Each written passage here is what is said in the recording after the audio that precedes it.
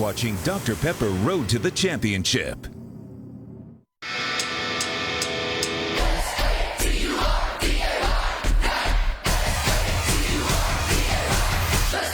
Saturday night in the fall means one thing. Stop what you're doing. It's time for SEC football in prime time. Tonight, Jim McElwain's Florida Gators come to Lexington seeking a 3-0 start on their march back to SEC prominence. Did they get it off? Got it! A little over a year after another heartbreak in Gainesville, Mark Stoops and his Wildcats are out to end Florida's dominance over Kentucky. It's Saturday night. Florida and Kentucky on SEC primetime. You know what day it is. You are looking at the grand entrance of the Kentucky Wildcats at the freshly remodeled Commonwealth Stadium in Lexington, Kentucky. Mark Stoops leading them out. And the Kentucky Wildcats faithful are no longer simply waiting for the basketball season to begin. No, sir. This team seeks its third straight win.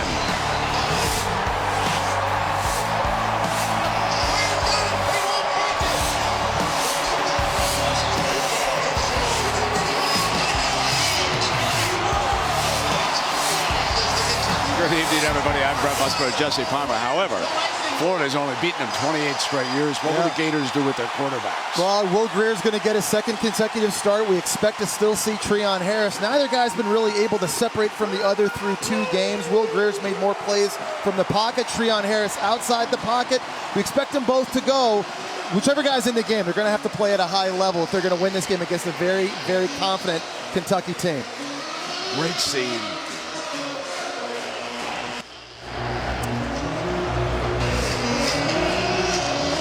The Gators will receive.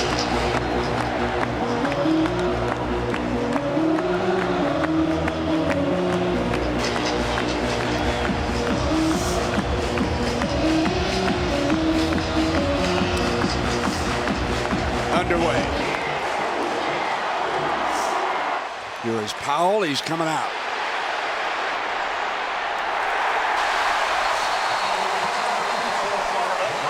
Well, Jesse, here's Greer. He's a former National High School Player of the Year at the Davidson School in North Carolina. Was fantastic in Week 1 against New Mexico State. Last week against East Carolina, put up more pedestrian numbers, but he's a guy that can hurt you with his arm. He's also made some plays with his feet, and a lot of eyes on him because this is easily the toughest competition he's seen so far in his early career. This is easily the most hostile environment he's been in. Jordan Cronkrite will open as his running back. We will see Kelvin Taylor here in the first quarter, however. On the scramble, Greer and Jesse, he's known as a pocket passer as we take a look at the lineups and talk about this offense. Well, it's very young, very inexperienced. You see Jordan Cronkrite, the freshman. He's getting the start at tailback. Kelvin Taylor demoted after that incident on the sidelines against East Carolina with head coach Jim McElwain. But there's a lot of explosive players on this offense, just haven't played a lot of snaps. Second down and 5. Cronkrite stuffed.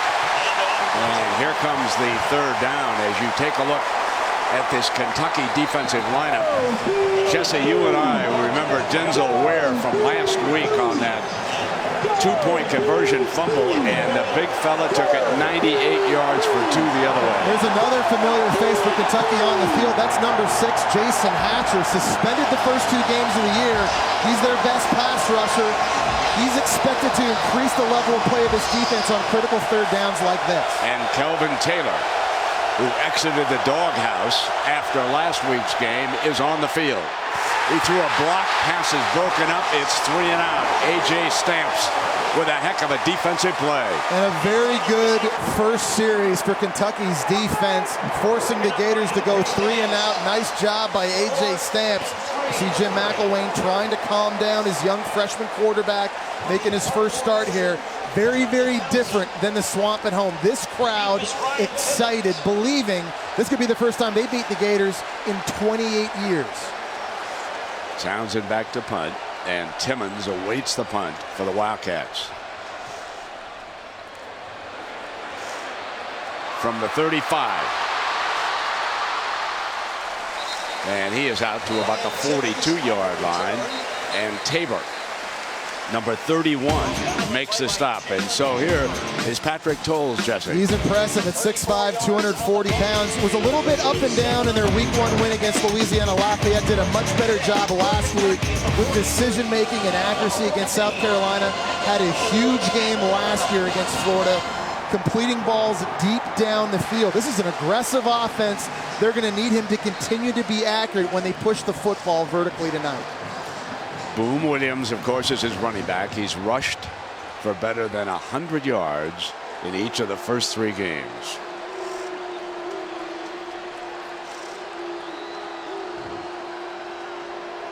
Towles directing the play, brings motion, rolls to the left hard and get a now drop back. Now he's committed and he's going to run.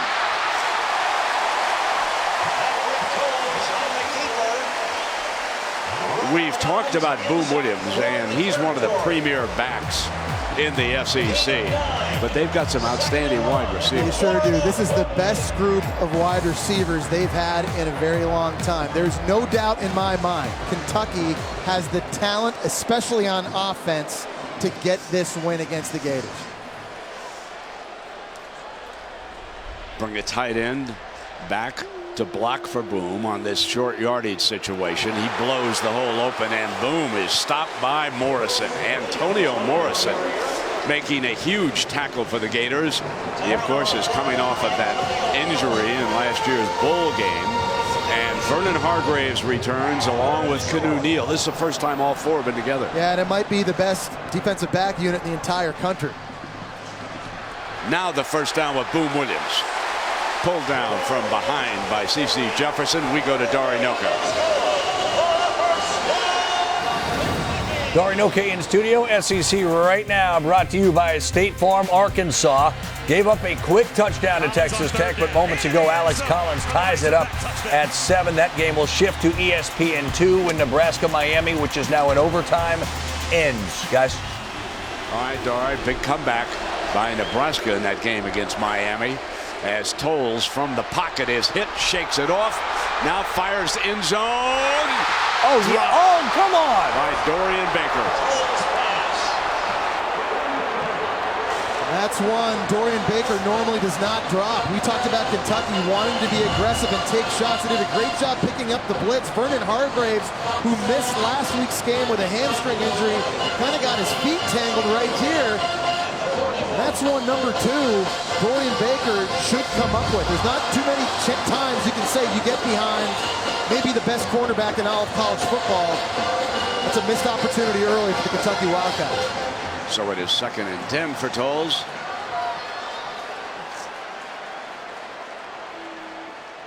Using motion and then coming back with the running game. A very good defensive front for the Gators. Brian Cox Jr. making that stop.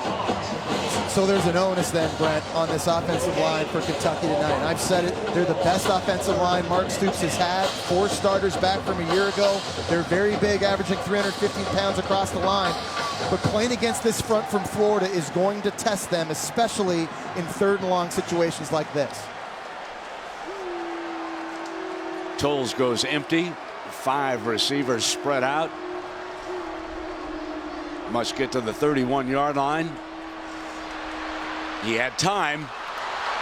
Intercepted. Hargreaves has got it. Alley ahead. 30. And that was Towles who saved the touchdown. It was fantastic coverage by the Florida Gators defensively. They're just going to drop into a big zone. They've got 7 guys in coverage.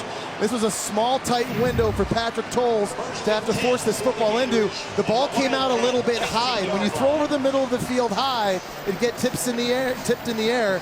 And there's Vernon Hargreaves. We mentioned it, one of the most complete corners in the entire country. I think he's a future top 10 pick.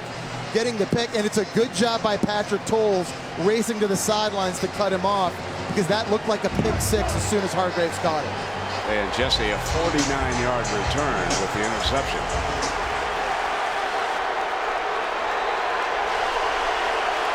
Kelvin Taylor is the running back. blast straight ahead. Kelvin Taylor cuts down to first down territory, making up for his behavior of a week ago. You expected him to play very, very motivated tonight. The guy that's going to see a lot of carries. The Florida Gators want to run the football against the Kentucky defense that struggled last year against the run. They've given up a lot of long runs early this season. Expect the Gators to keep it on the ground. Expect number 21 to get a lot of those touches. Jimmy McElwain, his first year as head coach of the Gators. First down and goal from across the 10-yard line. They want Taylor to get the game's first score. He battles to the 2-yard line. Stamps with another stop. And all of you who are watching, I'm sure, are aware of the throat slash incident. We will get into that along with Jim McElwain's response. How he's handling it, you can see right here. He wants Taylor to get into the end zone right now. The Gators going fast tempo. That's the exact same play they ran the snap before. Jim McElwain and his coaching staff seeing if they could catch Kentucky off guard. Now remember, in these situations last week, Kentucky was so good at the goal line and in the red zone. They only allowed South Carolina 1 touchdown and 5 trips. They would love a stop right here early in this game. Meanwhile, I'm sure Father Fred Taylor, one of the best we ever covered, is pulling for his son on this power look. Here come the blockers. Here comes 21. Not going to get it. Look, Wilson, the safety. Now McElwain. Even if he fails to get it on 4th down, he leaves Kentucky back on their own 1-yard line.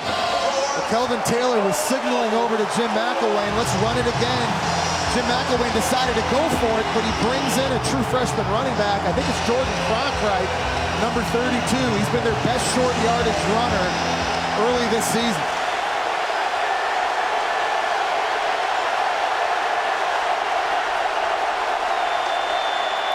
Play action. Here's Greer. He can run. He's cut off. Can he get the angle? Dives, pylon, touchdown. Great play.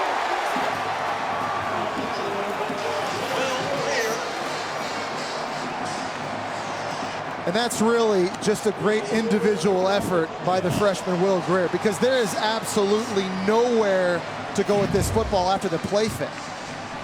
Talked about his ability running the football. That's why he was rated the #1 dual threat quarterback coming out of high school, stretching and extending the football into the pylon. And on a huge 4th down gamble by Jim McElwain early in this game, the freshman quarterback, Will Greer, pays it off. Wow. Austin Hardin for the extra point.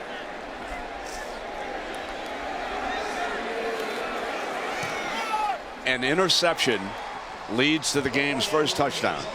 And even though Kentucky has better talent than they've had, they can.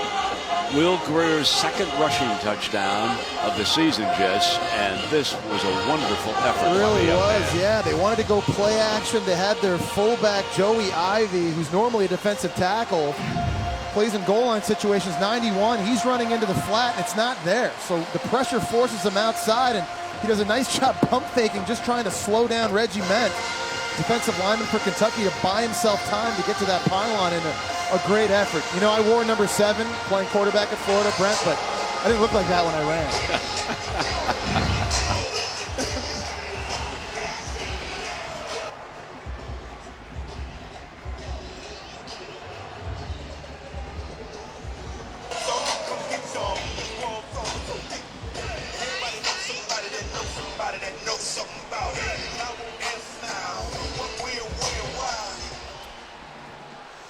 Great special teams here. Big, strong leg. This will come out the 25. Let us check in down below with Maria Taylor. Maria, how are you this evening? I'm good, Brent. And, you know, Patrick Towles did throw that interception. He was unshaken on the sideline, and I had a chance to catch up with him on Friday at breakfast with him and his offensive line. Here's what he had to say about what a win over Florida could mean for this team. Growing up a Kentucky fan, I can speak, you know, from my family and stuff. You know, we haven't beat them since my dad was in college. So it's like, you know, both my parents went here. They met here. So it's like, and I got Kentucky blood, you know, from my toes to my head. So it'd be huge, for sure. huge, and that is something that none of this team is shying away from. They want to be on the right side of history with a win today against Florida, guys. All right, and here comes Tolles, second possession. He had a touchdown pass drop. That's mistake number 1. And then the interception. That's mistake number 2. And it has led to the Gators striking first in this game. Horton is now in that backfield. He has come back along with Williams. They'll use both backs. Horton had a bit of a neck injury, but he's good to go. And Williams will follow him as the lead blocker. And Horton did an outstanding job on a first down run before Brian Poole makes a stop. Boom Williams has electrifying speed. He's averaging over 10 yards a carry coming into tonight's game. He's a guy that likes to bounce it outside, but here doing a nice job with his patience, setting up the blocks, allowing them to develop downfield. Nice carry. They did not get the first down spot, just shy, as you can see. So it's second down and inches this time, and now they pick it up, and it'll be 1st and 10 with Horton barging straight ahead.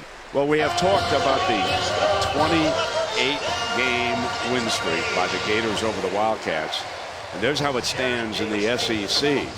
Tennessee over Kentucky, but only 26 straight years, and Alabama over Mississippi State and Tennessee over Vandy, both for 22 straight games. So Jim McElwain is the head coach of the Gators for the first time in this contest against the Wildcats, and finds himself leading 7-0.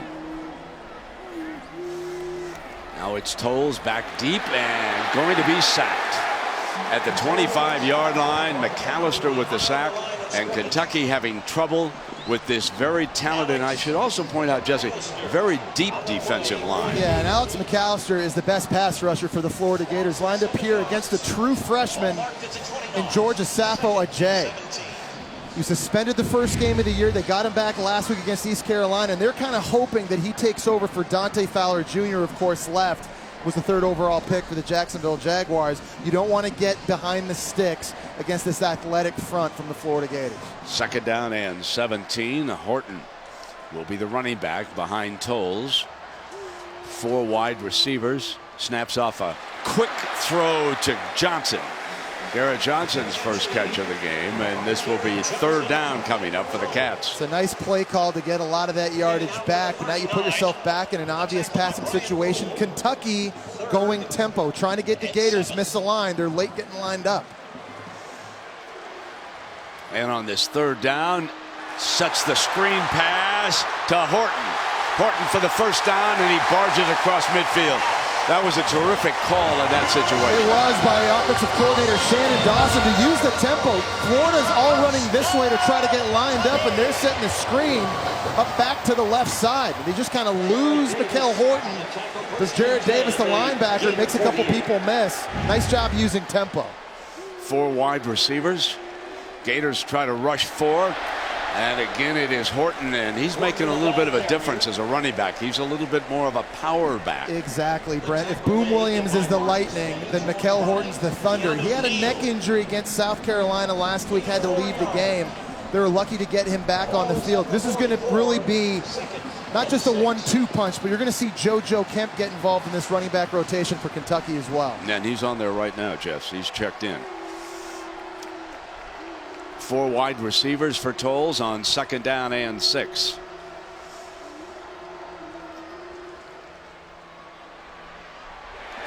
Wide open, and a beautiful strike by Tolles to Ryan Timmons.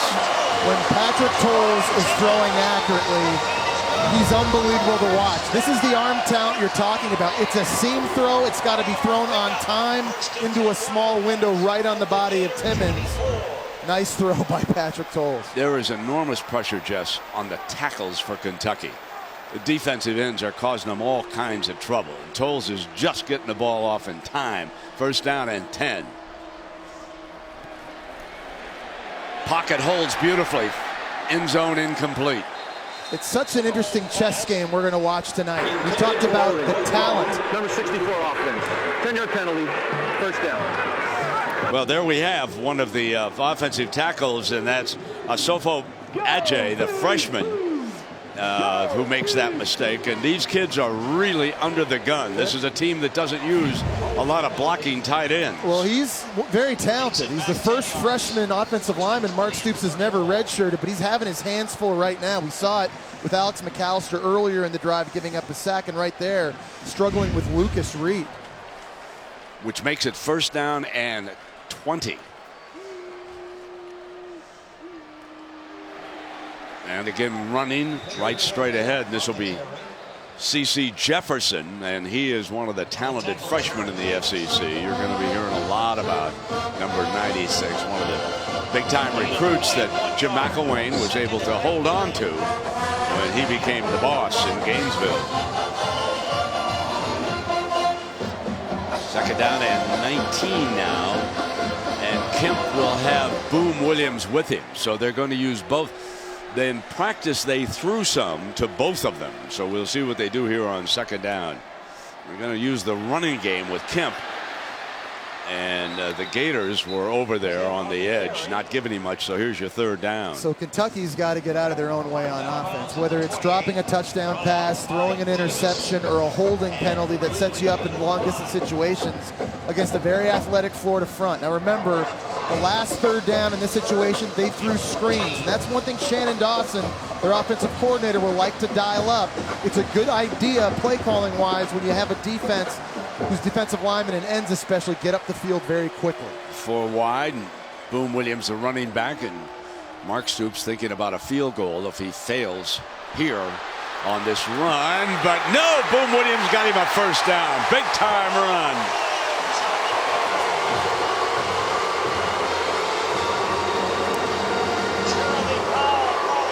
Florida Gators playing a big zone defense. It's a great play to run against. You see Boom Williams with that speed. He's able to crease it. I counted 2 missed tackles there. Arm tackles are not going to bring number 18 down from the Wildcats. So it's from the 11-yard line with a 1st down and 10. Not much doing on that. They pick up probably a yard, and so it will be 2nd down and 9. This is a very nice answer for Kentucky offensively. You know, you throw an interception early, you put your defense in a really bad situation. Gators go up by 7 points. Patrick Towles doesn't get 2 down, gets his guys settled. You're back on the field now, and you're rolling on a nice drive. Jesse, you noticed in practice they work packages off of this full house back there. Horton is directly behind Towles, and they give it to him. That was a pretty straight ahead play, but they had flared him out to the outside, and they threw to him. They set screens off that pattern. Something they hadn't shown in their first 2 games, that package you're going to see right there. So here comes a critical 3rd down early for Kentucky. This is an area I think Patrick Towles and his legs can be a major asset. He's 6'5", 240, but you don't see a lot of guys that move as well as he does for his size. He had a big rushing touchdown in a situation like this last week against South Carolina. Gators have to keep him in the pocket. Kemp and Horton are the running backs. The one thing that Kentucky doesn't want to do is give up the field goal here. Towles is back, fires incomplete, and so that will bring the field goal unit onto the field. Dorian Baker was the target that time of Towles, and good kicking game.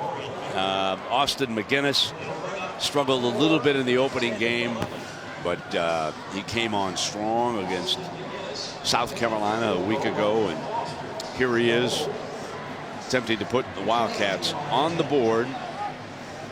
This is a 29-yard attempt.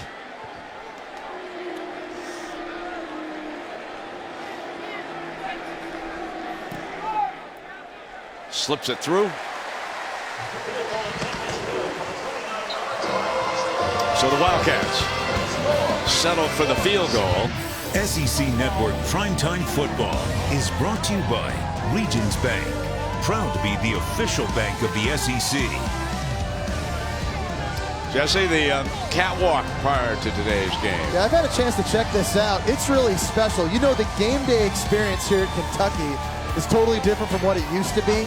$120 million renovation here at beautiful Commonwealth Stadium. Second straight sellout crowd. If I'm a high school recruit and I'm here and I'm taking this all in all day long, things like the catwalk, this stadium, the energy they've got, they're going to start getting better and better players in recruiting because it's unique, it's special, and it's starting to look a lot like what you see at home games at places like Alabama, Auburn, LSU, Georgia, and Florida. Pretty good deal. Brandon Powell awaits the kickoff for the Gators. He's going to come out. And there's a penalty flag.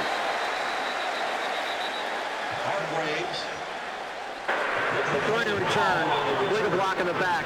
Number 83, the receiving team. So that puts them back in a hole, and I think there were some out of the field who were hoping that Powell would take a knee and bring it on out of the 25. We'll be right back. Gators' second possession.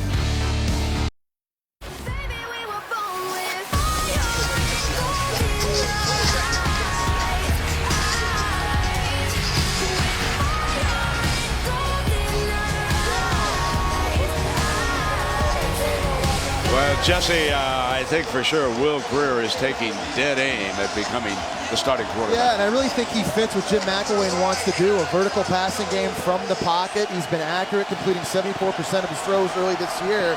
Sees the field well, throws on time. He's also made some plays with his feet. Kelvin Taylor is his running back. Trying to find daylight behind the right side over there. We should point out that the Gators are without one of their tight ends. Lewis is out with an injury, and Jim McElwain telling us that so far through 2 games, he was probably their best blocker of the tight end. It's a big deal. If you've watched the Gators, you know that tight ends are a big part of the offense this year, not just in blocking, but in receiving as well. They've already accounted for 24% of the team's total receptions. Jim McElwain loves to use multiple tight ends formationally. That's a big loss in this game for the Gators. From the gun on 2nd and 5. Taylor cut off in the backfield. Tackled close to that end zone, just short of it. And now there's a penalty flag. That was Huguenin, 91, who got in on that tackle. Unnecessary roughness. Number 22 of the defense.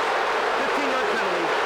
Automatic. Oh, that's a bailout right there. Henderson guilty of unnecessary roughness, I believe was the call. I think it was Blake McLean. I think it was number 24. He made contact with Will Grier way after the play was over. It was really weird. There's bodies flying all over the place. I think Will Grier tried to get a block on Blake McLean, actually blocked him.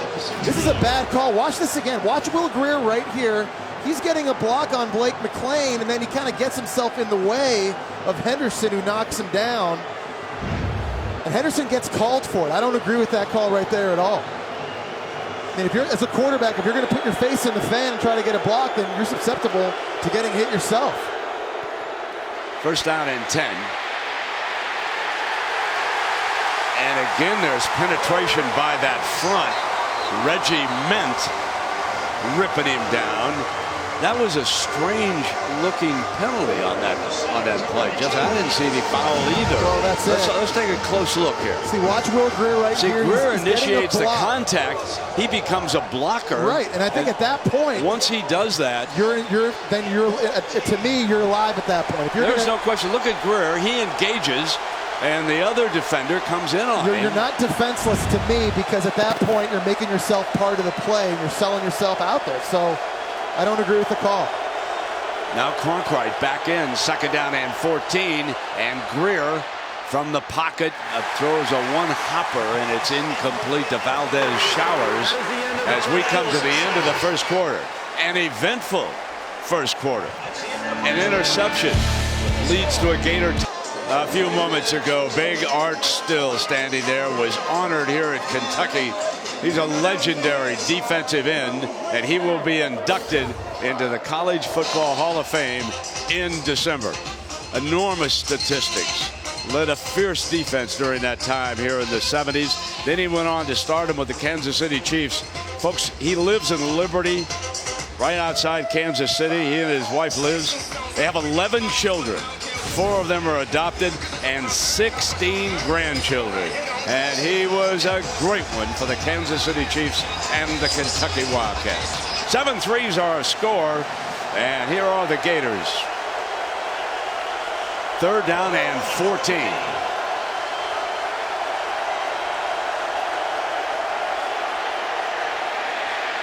Now Greer taking off again. Short of the first down. They'll be forced, and that's Reggie Mint. He's been very active, and now they'll be forced to punt. And he's been active. The Kentucky Wildcat pass rush has been very, very active as well. Looks like he's down and injured. That's a guy that certainly Kentucky can't afford to lose. They've been putting a lot of heat on the freshman Will Greer.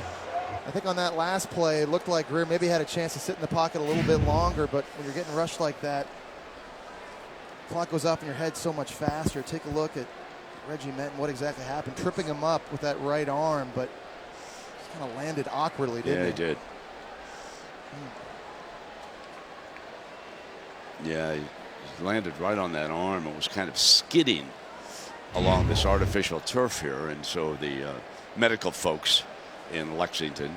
We should point out while we've got a moment here, we have an injured player down, what a beautiful job they have done on Commonwealth Stadium. Jess, talk to me about when you came in here and quarterback with the Gators. It didn't look like this.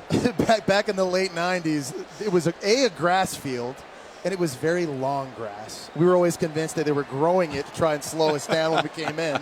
Your receivers, of course, not you, right? Yeah, they weren't worried about me.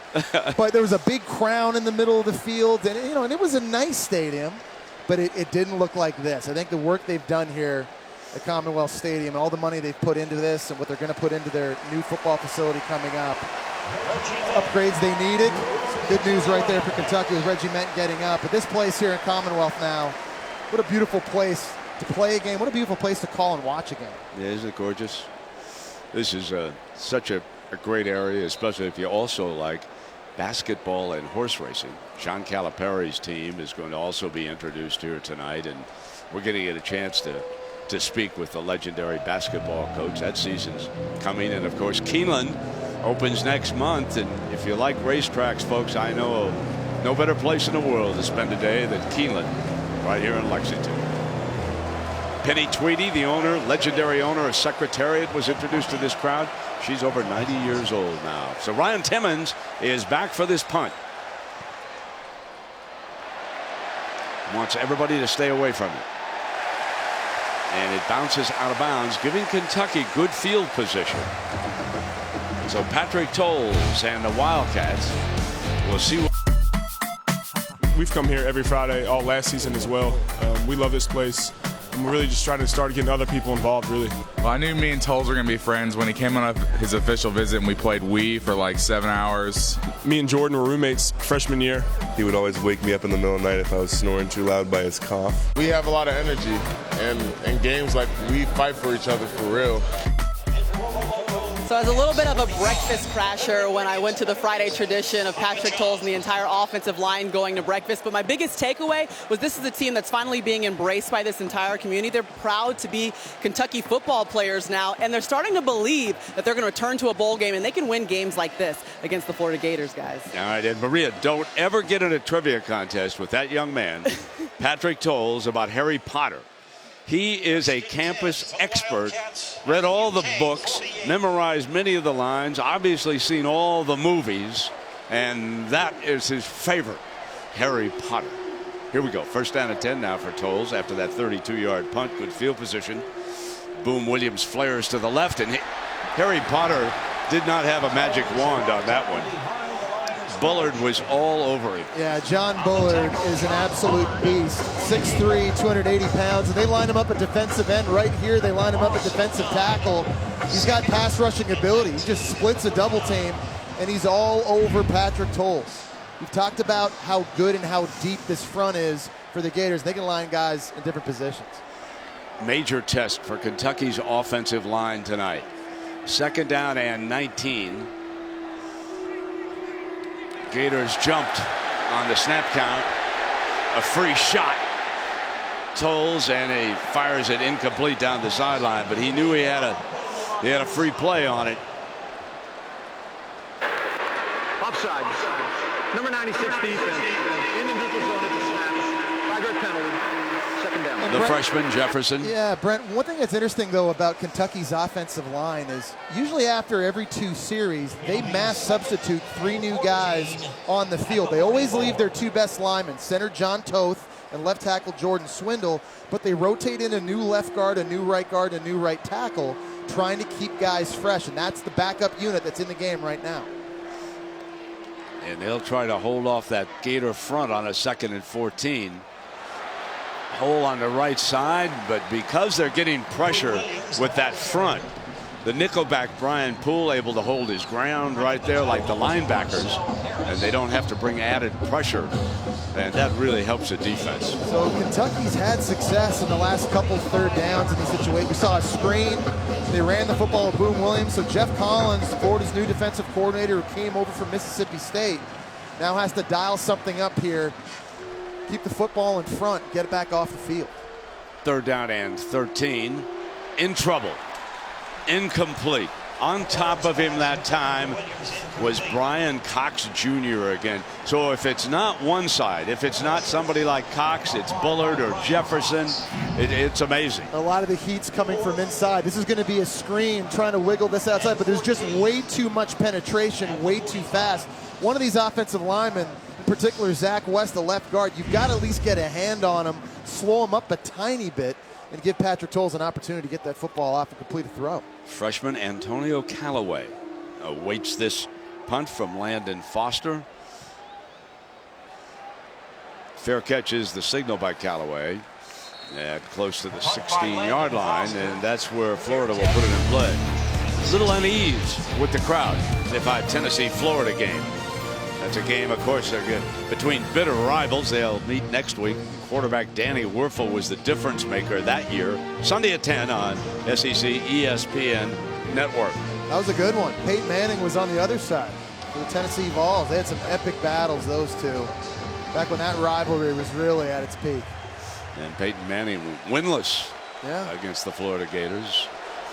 Jordan Cronkrite in at running back, and around the league, Georgia 38, South Carolina 13. So they're taking care of business in that one. And here, Greer caught on the move, and that's the youngster. Brilliant play by Callaway, the freshman from Miami. And I think fans of the Gators have seen one of their wide receivers of the future. We talked about how Will Greer has been accurate throwing the ball down the field over the middle of the field this year. And that's a good example, putting it where only his receiver can make the play. And what a catch by the true freshman Callaway. And Jesse, meanwhile, Texas Tech leads Arkansas 21-14. And so Arkansas and Auburn are really facing challenges now. Auburn a big loser as Greer for the Gators scrambling, and he will get down as he came across midfield. Well, this Gators offensive line right now, they have their hands full. We know they're inexperienced. 4 new starters from a year ago. 3 of them are underclassmen. And right now, Will Greer is running for his life a little bit.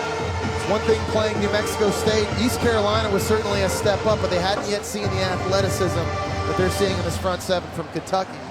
Right now, they need to settle down and start giving Will Greer more time. And Reggie Mint, we get word from Maria down below. They're still evaluating that shoulder injury that he suffered when he fell on the arm and slid across the turf, making a big play. That's short of the first down. Huguenin, Farrington Huguenin, who's been active tonight. And I think this is something the Gators can do. If they're going to settle down Will Greer and get this passing game set up, they can go back and run the football. See Antonio Callaway, who had the big catch, true freshman, now limping a little bit on the sideline. But if I'm offensive coordinator Doug Nussmeier and I'm head coach Jim McElwain for the Gators here, get back to running the football a little bit, trying to establish this line of scrimmage. Ladder up my offensive line. You can see the tight ends bunch up at the left side of this formation. They run the toss play with Cronkrite. He'll get the first down. He got to the edge beautifully, and Forrest, speedy linebacker, makes a stop. Forrest is a converted receiver. You don't see too many receivers who become linebackers in the SEC. Well, Brent, if you're going to run the football outside, you've got to set the edge. You've got tight ends outside here just getting pushed down the field, and it's giving Cronkrite, the true freshman, an opportunity. I'd go back to that. Even on first downs, help it set up 3rd and manageables. Let everybody up front go to work. And Reggie Mint has checked back in, so he's okay. Clarence from the medical department, he's in that defensive line for the Cats. And Greer keeps it, picks up another first down to about the 22-yard line. So Greer, the runner, is doing major damage against this Kentucky defense. Yeah, and he's making pretty quick decisions to take off with the football. He's been hit a couple times. This is not a designed quarterback draw. This is just him seeing a hole over the middle of the field and taking it. Hasn't done a lot of damage with his arms so far in this football game. He's done a lot more with his legs. None bigger than that huge fourth down earlier in the game on a scramble play that led to his touchdown. Brandon Powell is split off to his left. Taylor checks back in as the running back. They want Powell, former running back, close to the first down. So it'll be second down and short. And if Jim McElwain and the Gators want to take a crack at the end zone, this is the perfect play, as all you football fans out there are well aware. I like the decisions that Will Grier's made on these last two plays. Running it himself the last snap. That last play, that was supposed to be a handoff, but he sees a lot of cushion over top of his receiver, Brandon Powell, so just take the profit. Gators in a good rhythm right now offensively. Two receivers off to the right. Second and short. They'll toss it to Robinson, his first catch for a little flanker screen, and he reaches for the first down against McWilson and gets it. You know, as a quarterback, if you're going to throw these types of plays, you've got to be like a shortstop. You've got to be able to catch the football and get rid of it really quickly. There's a lot of guys that need to get the laces and get it out. But right here, you see the receivers downfield. Dubois is doing a good job on the point, letting Demarcus Robinson go make the play. Stoops very unhappy about that defense on that edge that time. First down and 10 for Greer and the Gators. Goolsby is number 30. There was movement on that false start. False start. Number 73. First down.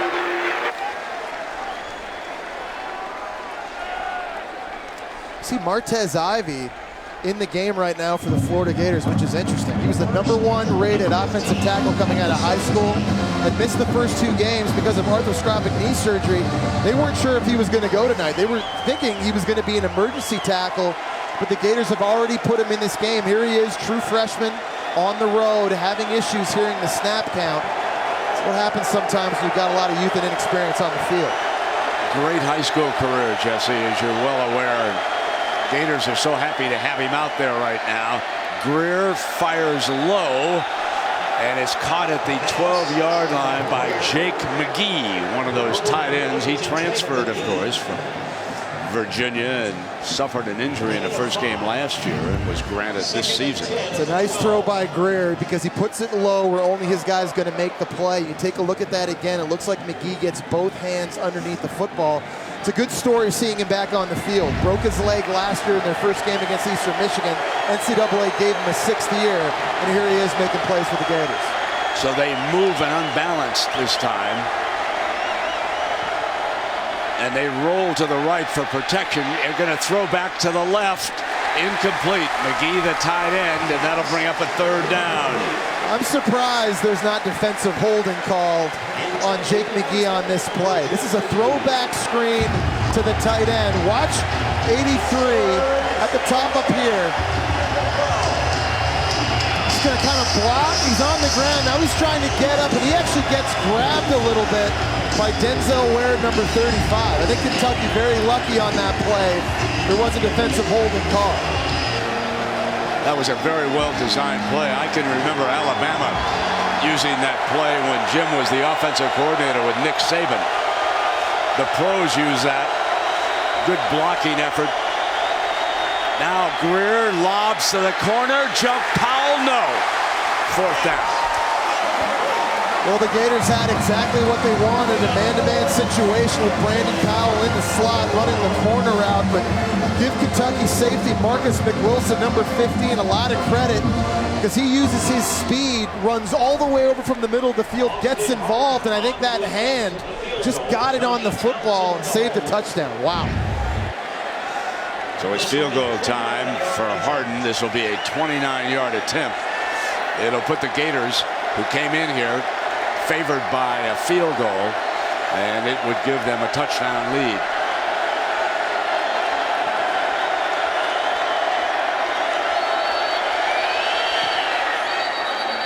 McElwain and the Gators do just that. Prior to the snap, delay game. Offense. One of those mistakes last week, 12 penalties.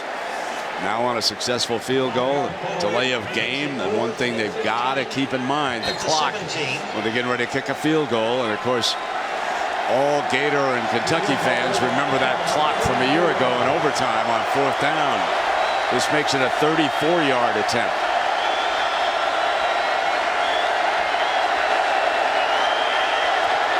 Blocked. So the penalty cost the Gators 3 points. Huguenin may have been the big fella who got a paw in the air. Let's see who helped him on that.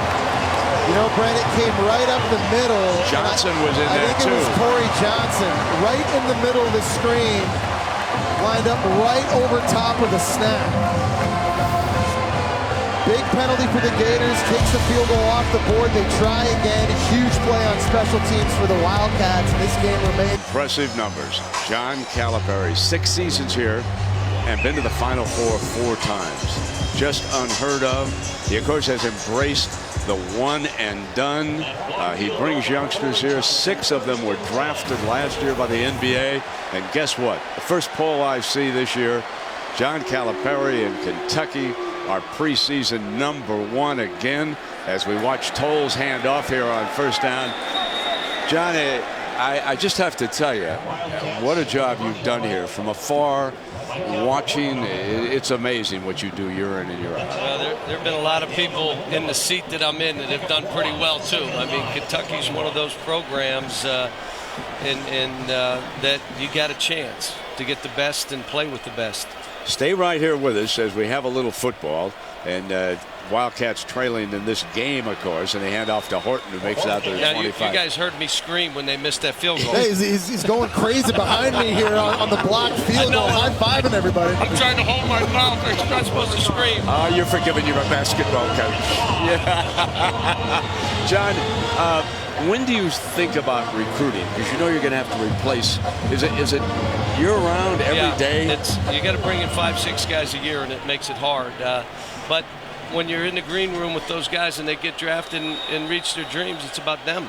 Yeah, exactly. You know, and so it makes it easy. No, you said that right from the get-go, that these are the rules that we have to deal with. And well, Coach, I want to ask you, because you're one of the great recruiters in college sports in general. What is an environment like tonight, even though it's a football game? What is an environment like this for basketball recruiting? And let me say this.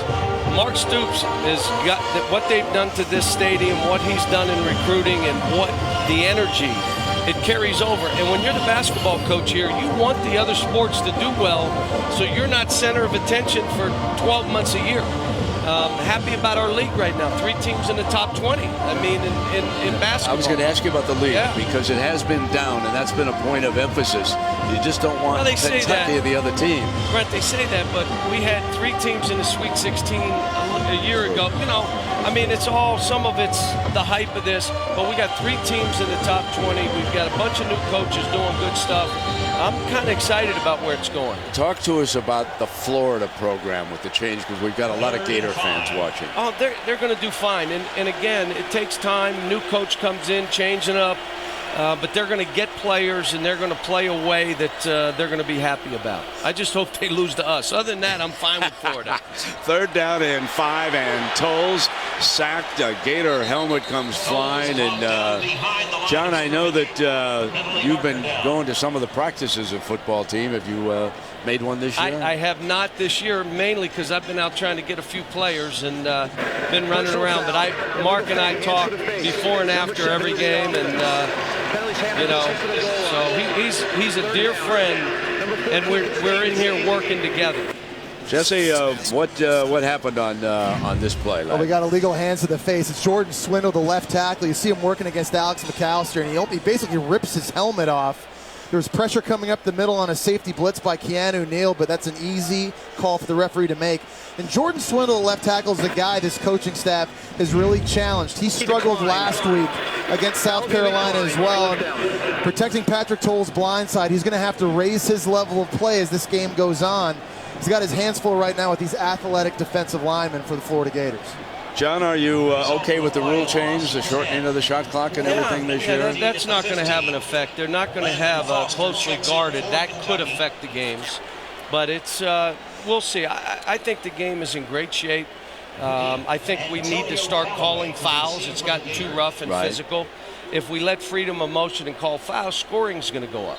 It's not the shot clock, but okay, we're playing with 30-second shot clock. That's even better. You said you've been on the road recruiting. You're not out here looking to pick any of Mark Stoops' guys off from him, are you? No, not at this point. But I'll tell you, we're so young, we're not tough enough. I probably need a couple football players. John, I want to thank you so much for joining us, and I know you've got recruit here tonight. I wish you nothing but continued success. Thanks. Appreciate it. Right, thanks, Brent. Go back there and cheer again. You go back there now. And John, of course, inducted to the Hall of Fame. Pat Riley is there. Larry Brown. Look at that threesome up there. Look at those W's. And then all of the players join John up there at the ceremony, surrounded by some of the greatest talent in the last decade in college basketball. SEC Network Primetime Football is brought to you by National Mortgage Lender Quicken Loans. Home buy, refi, power. Well, we welcome you back here to Lexington, Kentucky. The Florida Gators have led all game long. They'll play Tennessee in Gainesville next week, and the Volunteers just exploded. 3 touchdowns in the final 5 minutes of the first half, and they lead their game 41-3 over Western Carolina. Here it's first down and 10 with Cronkrite. He's getting a big load at that running back spot in the first half. And give Kentucky credit up front. This is a funky look by the Gators. They actually lined up and they shifted. These are tackles playing tight end. On inside, those are tight ends playing tackle. It's a different look and a picture that could have confused Kentucky defensively, but they won their battles up front. There's the talented freshman Denzel Ware making a play in the backfield. Second down and 10 for Greer and the Gators.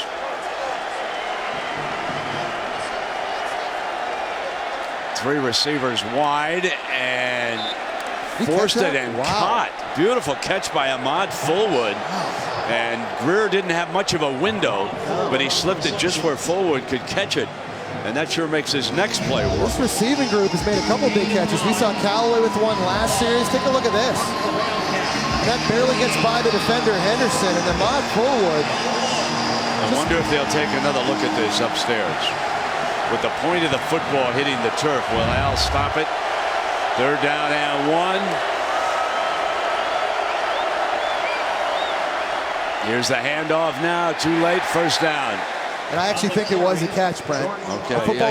The football's allowed to touch the ground so long as the receiver has possession and is controlling the football throughout the entire process. Yeah, I think I agree with you. Take one more look at it. Yeah, look at this again. He gets his hands underneath this ball. And this is really a good angle to see it from. At this point here, he brings it into his chest. There he has possession between his wrists and forearms.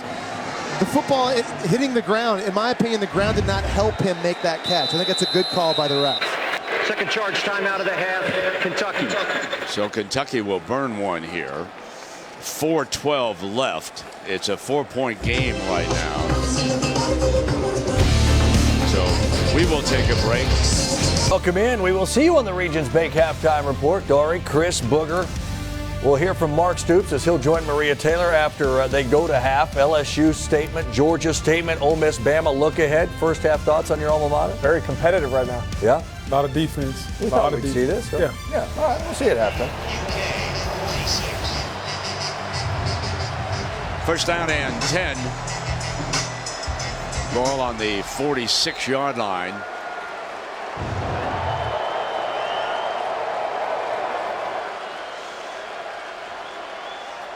Cronkite switched over to the left, flared as a receiver. Greer shakes a tackle, breaks past another one, and you know, Jesse, I think the one thing about Greer that stands out to me, and this is the second time we've seen him, he's a much better runner than I expected to see. He can hurt defenses with his legs. He's done that early this year. I think what's also interesting, Brent, is this is the longest we've seen one quarterback play consecutively in a game. The first 2 games at Florida, one guy gets the first 3-4 series and the next guy comes in. They rotate accordingly. But tonight, it's been Will Greer all the way, and I think the thought process might be, hey, if he's managing the game, not making mistakes on the road, they're going to leave him in. They show blitz against him. Cronkite is tackled. Corey Johnson, who blocked that field goal. He's making himself felt tonight. He's a senior from Columbia, South Carolina. Got away from the Gamecocks, eh? And here's a situation where they could use Corey Johnson. He's a third down pass rush specialist, but they like to line up in the middle of the field. Kentucky has had their chances to get Will Grier on the ground. They just haven't been able to finish.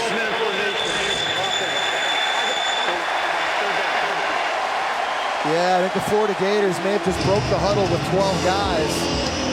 See Jim McElwain not happy with it. You worry about this young team, and obviously they had their penalty issues last week against East Carolina, but a bit of a different ball game now when you're playing on the road in a loud environment. We've seen false starts. We saw it delay a game on a field goal, and that was substitution infraction, which takes away third and short. So self-inflicted wounds right now for both of these offenses in this game. Third down and 8. A timeout is charged, and Jim is not happy.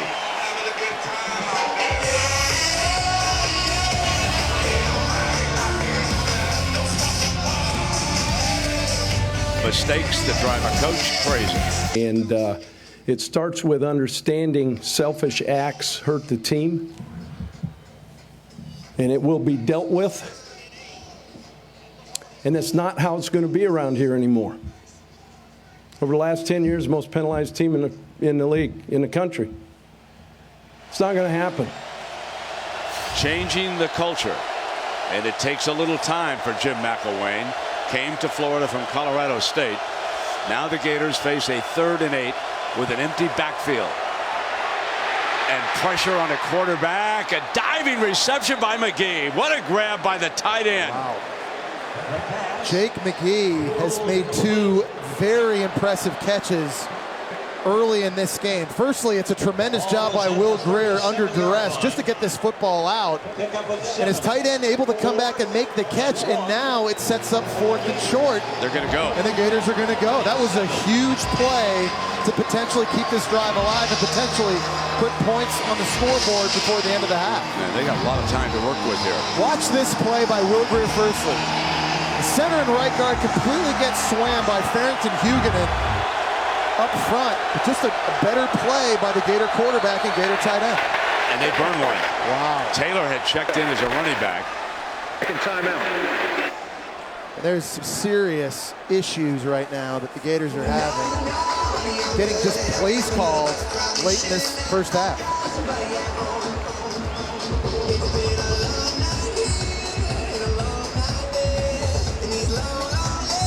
And that will give instant replay a chance just to double check and make sure that McGee secured the football on this diving reception, that the ground did not help him secure this football. It looked to us with the naked eye like he had made the catch, but the camera never lies in these situations. Obviously, you can't see from there. That's the issue, Brandon. So the referees have to find an angle that they can see that has indisputable video evidence to overturn this. The call on the field is that it's indeed a catch, and I don't know from any of these angles watching it you can see anything conclusive that would make it otherwise. Now this season, Jim McElwain and the Gators have gone 4 times on 4th season, and they're perfect. They were 1 of 1 earlier tonight, and that, of course, was Grier's touchdown, the lone touchdown in this game. So here is Grier on a toss play. Taylor's got the first down easy. Bangs to the 30-yard line. They've got 150 to work with. And, of course, the big thing in the college game, and there are some coaches who wish this rule would change, you, of course, stop the clock on a first down. Great blocks by tight ends. You get a wham block here, and then the other tight end, Goolsby, gets a block on the outside on the perimeter. So you've got Jake McGee, who just made the catch, getting a great seal, and then Goolsby outside on the perimeter, giving the running back space. Too wide. Grier looks to the middle, and another reception by the tight end. McGee is having his best game as a Gator. It's a new offense with a new play caller, and tight ends are a big part of what they do. They line up all over the field, And right now, this Kentucky defense is having issues in man-to-man matchups, whether it's linebackers or safeties. That time it was A.J. Stamps, their best cover safety. He couldn't run with Jake McGee. 3 receivers to the right and 1 to the left on this first down.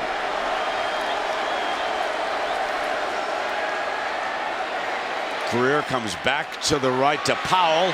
Powell breaks a tackle, may have a first down on that play.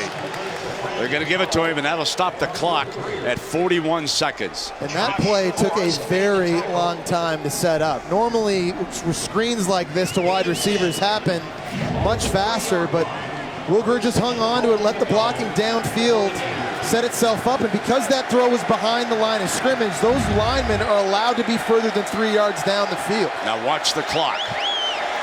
If they don't make it here, they'll burn that last timeout.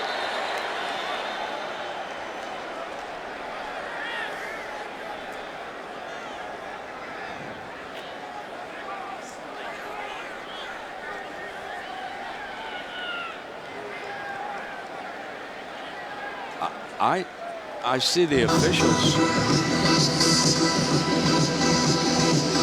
Jesse, did you see a flag?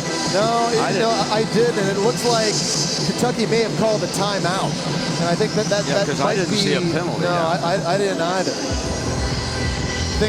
Kentucky's used their last timeout. I think Florida got that play run off. They got lined up really quickly, and I don't know if Mark Stoops in a goal line situation liked the personnel that he had on the field. So another critical goal line situation. You always talk about situational football, and that's one thing Kentucky's defensive staff harps to their players.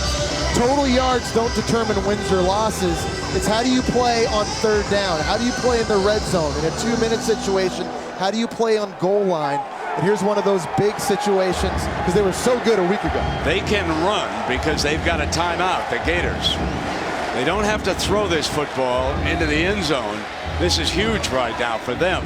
A timeout, let them get kind of squared away. The offense could get set. There is the toss. Taylor, touchdown, Gators. So Kelvin Taylor, who was in deeply into the doghouse last week down in Gainesville, and he tweeted out that he and the coach, they were okay, and they're more than okay now as Kelvin Taylor bangs into the end zone and handles himself with class. Good job by the young man that time. And it's 14-3. It's a great scheme and formation by the Gators. They break the huddle quickly and they line up in an unbalanced set. You've got a lineman, another lineman, and then you've got a 320-pound defensive tackle. Just a lot of weight on that side of the football. They basically out-leveraged Kentucky at the point of attack with that unbalanced look and a quick huddle after the timeout. A very impressive drive. And I'll tell you what, that drive was made possible by that critical third down play between Will Grier and tight end Jake McGee, which put him in a 4th and short situation. And then Kelvin Taylor goes from the doghouse, and he's having a very good first half here, pays that drive off. So Ivy, Jesse mentioned the big body in there helping out block the defensive tackle coming over to that side for McElwain. And so I think that Gator fans are getting a taste of what the new era of Florida football is going to be like. A lot of tight ends, pocket passers, and of course they hope to keep recruiting those good defensive players that they always seem to have down there.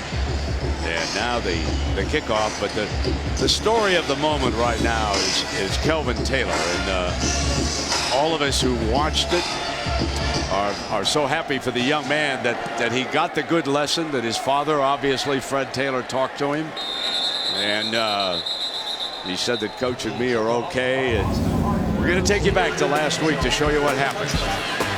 Now watch number 21 after he scores. This is the act. Slash your throat. All youngsters out there should know that is forbidden. It's forbidden in the NFL. It's just not smart. And later in the week, he sent this tweet out. I love Coach Mack. He's going to make me a better person. got nothing but respect for him. And here tonight, Jim McElwain inserted him down there by the goal line, kept using him. He scored a touchdown, and he responded the way Jim McElwain wants a player to. So it's a good learning moment for everybody. And now Kentucky, with time running out, gets Boom Williams loose. And just the story at the end of this half, the Wildcats are going to have to regroup, and let's hope that Boom Williams is okay. Yeah, I'll tell you what, that was a scary moment. He got run all the way into their bench. And Mark Stoops wanted a penalty. He's upset about it. Late hit, but that was a huge play by Boom Williams because it now gives him an opportunity to at least throw a Hail Mary. Was there anything later? He gets pushed inbounds. He actually grabs the face mask of Marcus May, and his own momentum carried himself. The only thing that Mark could be unhappy about is that May put up his left hand, and I think inadvertently made contact at the end. Tolles goes deep. Jump ball. And Hargraves is right there with Dorian Baker. So a little bit later, we're going to hear from Maria Taylor with Coach Stoops coming up on the Regions Bank halftime report. The Florida Gators looking to make it 29 years in a row. Lead 14-3 over Kentucky. All right, Brent, Jesse, thank you. We'll get it down there to Maria, as you said, in just a moment. It is the Regions Bank halftime report. Dory Noka here, former Florida Gator All-American Chris Doering here, Booger McFarland, LSU All-American over there. I guess I will start with the Gator alum here. Rather slow-going first half, big touchdown late, though. Yeah. How do you like where Florida sits at halftime? I like it a lot. I mean, obviously, had an opportunity on a field goal. They got blocked there, but I thought that things could have gone the other way momentum-wise. You get that field goal block. I thought Florida's offense did a nice job of reestablishing themselves, going on a long drive right before halftime, putting it in the end zone. And Will Grier, I like the consistency of one quarterback in there. He's been much more elusive running the football than I thought he would be, but I'm happy with the Florida offense at this point. Yeah, and if you're Kentucky, I mean, Patrick Tolles has not been very good. The running game hasn't gotten going. The consistency on offense isn't there. So for a big game like this in your house, they're playing very, very tentative right now. Surprising. Why offensively have they struggled the way they have? Just a consistency with the quarterback. His ability to hit open receivers. They need to commit to something. Either you're going to be zone read, either you're going to throw the football with Patrick Tolles, but you can't be a mixture of both. You have to commit to doing something and establish who you are. Right now, they're trying to go back and forth between one or the other, and they're not doing anything well. They did have an opportunity. Remember in that first quarter, wide receiver in the end zone was covered. Right. Football hits him in the hands and didn't end up making the play there. So we sit at 14-3 right now. Talk about Florida defensively. How much of that inconsistency is you have Florida's to look at that. And that was one of the things coming into today that I thought was going to be important was the physicality on the lines of scrimmage. I thought Florida's done a nice job on both sides of the ball, particularly on the defensive line there. But obviously Hargraves coming back. They get the interception. He's a big-time factor for Florida's defense. They need him in there just from the leadership standpoint alone, too. Back to Lexington, as promised, Maria Taylor with Kentucky head coach Mark Stoops. Coach, in the final minute, we saw your defense give up a touchdown. What did you see during that series?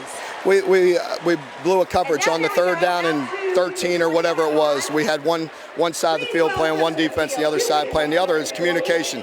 So we tried to adjust it at the last minute and didn't get it done. So we got to play better. That third down that got it to 4th and 1 was critical. Outside of that, we were battling the whole half. We gave the offense the ball at good field position. We were put in a bad situation, having the 4th and 1, missed the sack. So we've got to make plays. We're missing the quarterback left and right. I mean, we've got them dead to rights and got to finish them off. Haven't gotten into the end zone. What are the deficiencies you're seeing on offense? Well, their D-line is handling us up front, and in predictable pass, that's been the biggest thing, is handling their pass rush. Thanks for your time. Okay. All right, how about Auburn and LA? You're watching Dr. Pepper Road to the Championship.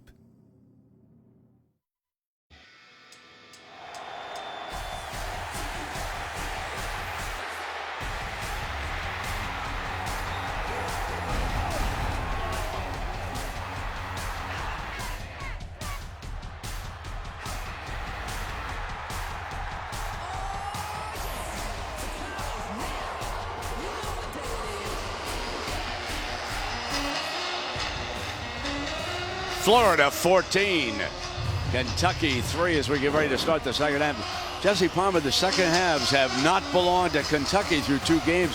Can they turn this around? They can, Brent, but they're going to have to finish. On defense, they have to finish plays. They've had multiple chances to get Will Greer on the ground.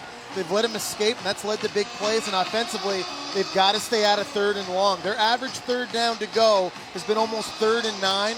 Their hands full right now with this pass rush from the Gators. That has to stop. Yeah, well, Kentucky will get the ball to start the second half, and you know how important this first series could be for them.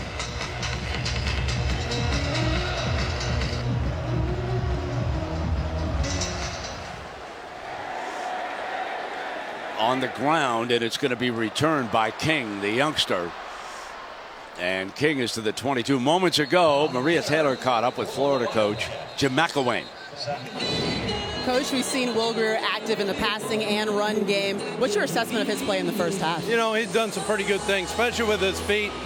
Not real happy with, you know, our pockets collapsing. Give them credit. They're doing a great job of pressuring up there, and yet he's kind of taking what he needs. It was good to see him get a couple throws in that last drive. Now, we're used to seeing you play 2 quarterbacks. What's your plan to manage both of your guys in the second half? You know, we're going to come out with Will here. He's kind of been doing all right. We're not afraid to go with Treon if needed. And he's into it, and they've been doing a great job on the sideline. All right, thanks for your time, Coach. Thank you. And on first down, Boom Williams is in. Remember, he was shaken up just a little bit at the end of the half. And a drop ball. I tell you, drop balls. That's Jeff Badette. He drops one on the earlier part of this game. I believe it was Kentucky's first. They dropped a sure touchdown pass that might have changed the whole tenor of this game. Yeah, and I like the idea. You throw a quick, easy completion on first down. We talked about having to stay out of 3rd and long situations. That's a gimme that you just can't let touch the ground. Second down and 10. Show blitz. Boom runs away from it.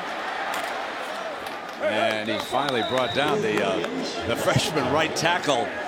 Sofo Adjei tried to get caught up with the running back and help him out over there, but they were simply outnumbered by this Gator defense. You know, Jeff Collins, who was the defensive coordinator at Mississippi State a year ago, McElwain brought him over to Gainesville. What a great hire that's turning out to be. This is a terrific defense. Yeah, it really is. And he's a guy that brings a lot of familiarity from having coached against a lot of these SEC opponents during his time at Mississippi State. So he's got good game plans, and obviously he's got a lot of talent on this side of the ball here in Florida.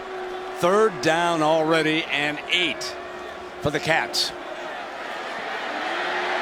Pocket collapses. And Tolles is down at the 20. Jefferson and Brantley, and what a force CeCe Jefferson is going to be in the SEC for the next couple of years.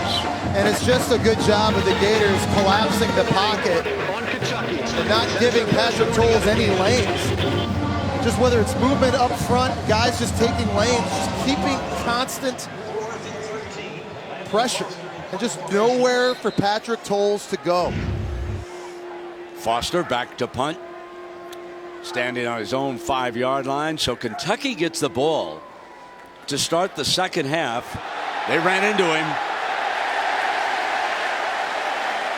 And back there is Callaway down at the 39. There is a penalty flag. The punter was run into. And remember, it was 4th and long. So that would be a 5-yard penalty. If that's what he's signaling. I think that's what he was signaling back there. Well, Troy Pittman makes contact, but he actually tries to hold the punter up. It's a good choice by him not to just completely flatten the punter. You're going to see this again in the replay. Troy Pittman, a guy that was suspended the first 2 games.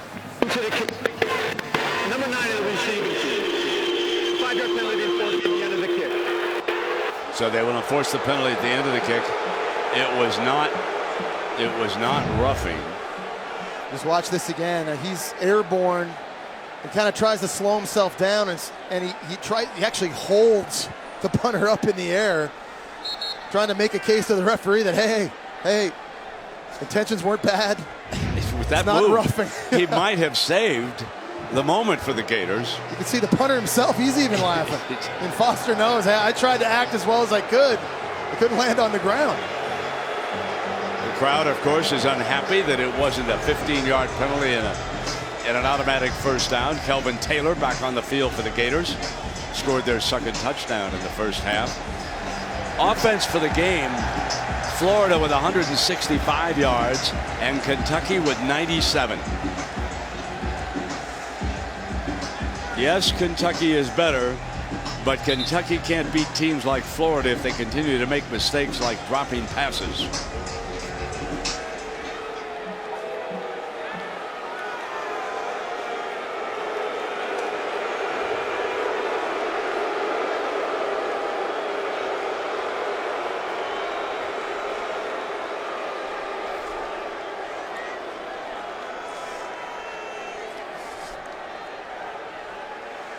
John McDade now coming over to the sideline to talk to the coach. He wanted the 15-yard penalty. You could read his lips. The 5-yard penalty would be enforced in the previous spot where it'll be 4th down. Right. I mean, yeah. So now you go back and you don't enforce it at the end of the play. You got to enforce that and punt it again. And so they will re-kick it.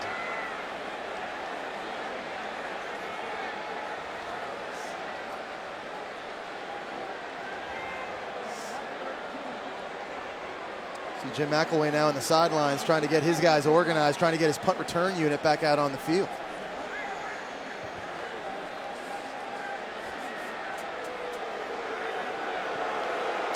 The fans here are not very happy with the no call, and I don't think also with the management of that entire situation by this referee crew.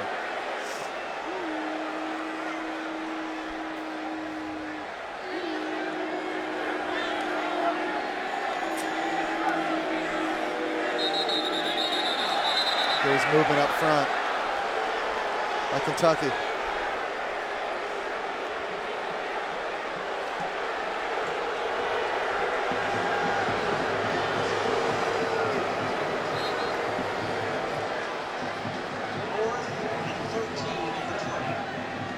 Which is where it all began.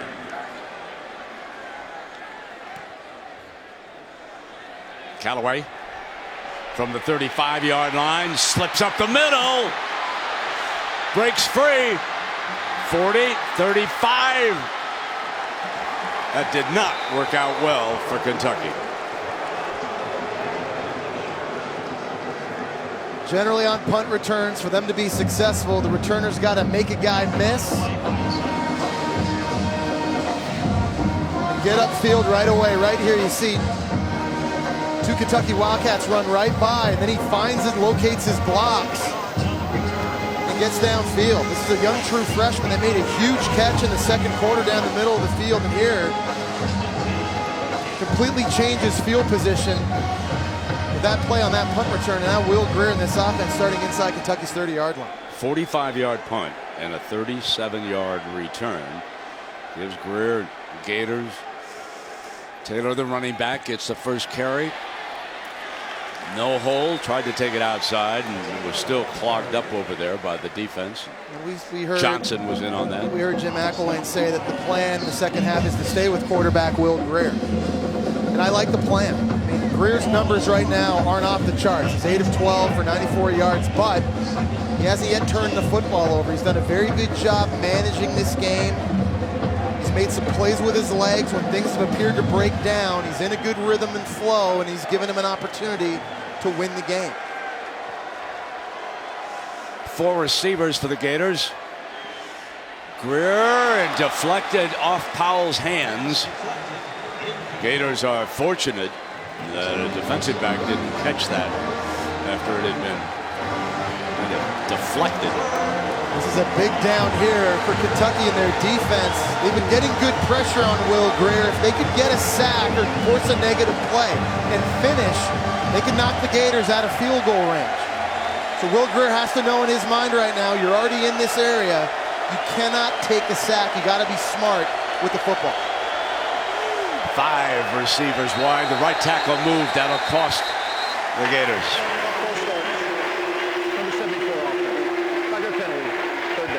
Fred Johnson, freshman from West Palm Beach, who has a tremendous upside, took that early step. You've seen the young true freshman tackles struggle with the noise. It was Martez Ivey earlier. Now it's Fred Johnson playing on the right side. They just did Kentucky's defense a huge favor. That is the 7th penalty tonight against the Gators. 3rd down and 15. 5 wide for Greer. Kentucky will try to get there. It's an empty backfield.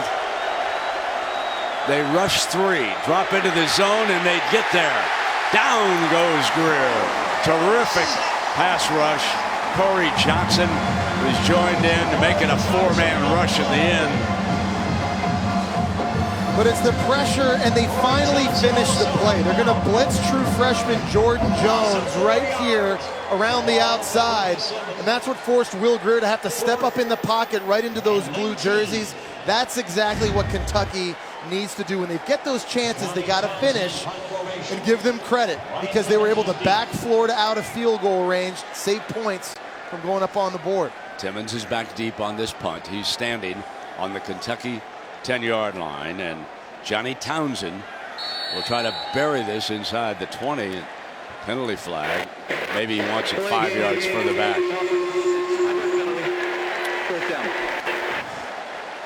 In that situation, Jim McElwain's indicating, yeah, back it up because he's more comfortable with this distance.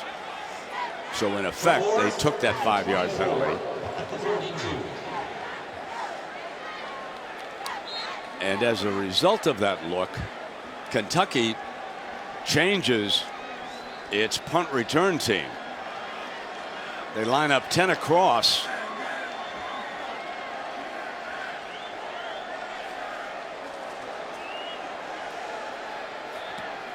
Not going to get there.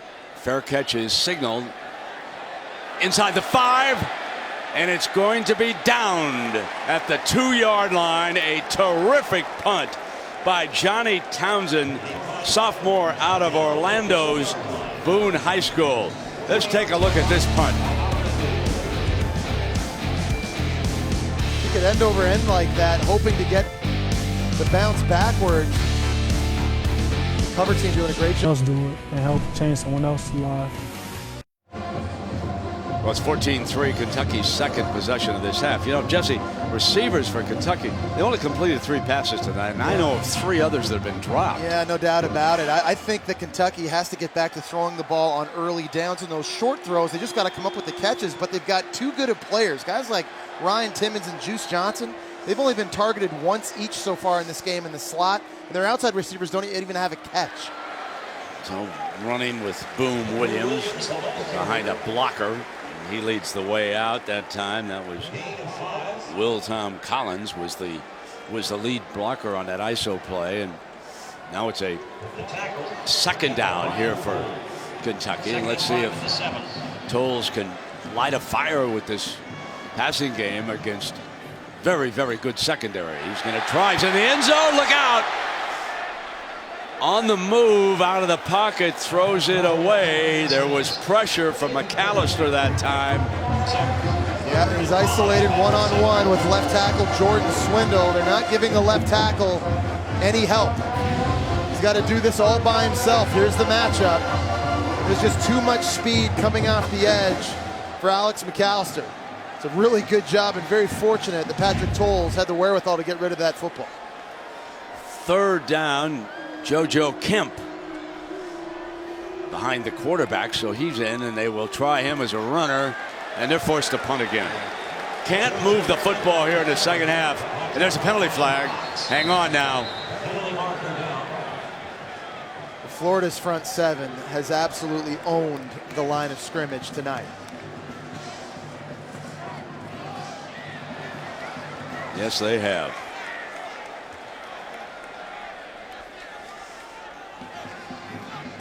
May have been an illegal block on this by Dorian Baker.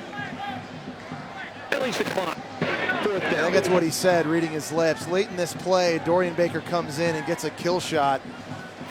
The secondary players, just watch to the right side of the screen right there. I think it was on Brian Poole from the back. One more time, yeah, number 24, Brian Poole just gets whacked late. Dorian Baker, and Right now, Kentucky just does not have any answers for this front seven of the Florida Gators. And Florida going to get the football back in very, very good field position. Yeah, Foster backed up toward the end of his end zone. He's less than a yard away from that end line.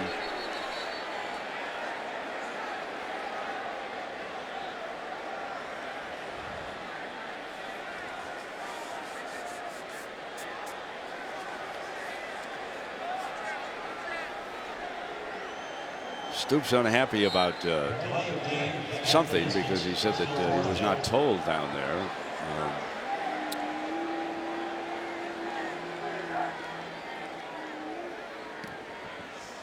Well, they set the return with Callaway saying stay away from it. So they'll work in Kentucky territory. The punt is down, and a reminder out and about on this college football Saturday. Don't miss any of the action while you're on the go. Streaming the game live. Download the Watch ESPN app. A couple of things that happened around the league. Georgia certainly stood out, routing South Carolina, and they're definitely now the team to beat in the East Division of the SEC. Tennessee hoping to get there. They've got a big game in Gainesville next week against the Gators. Gators trying to hold on here and make it 29 straight years over Kentucky. They lead at 14-3. 10 minutes to go. Taylor back in as the running back. Going to bring a reverse, and it's Callaway.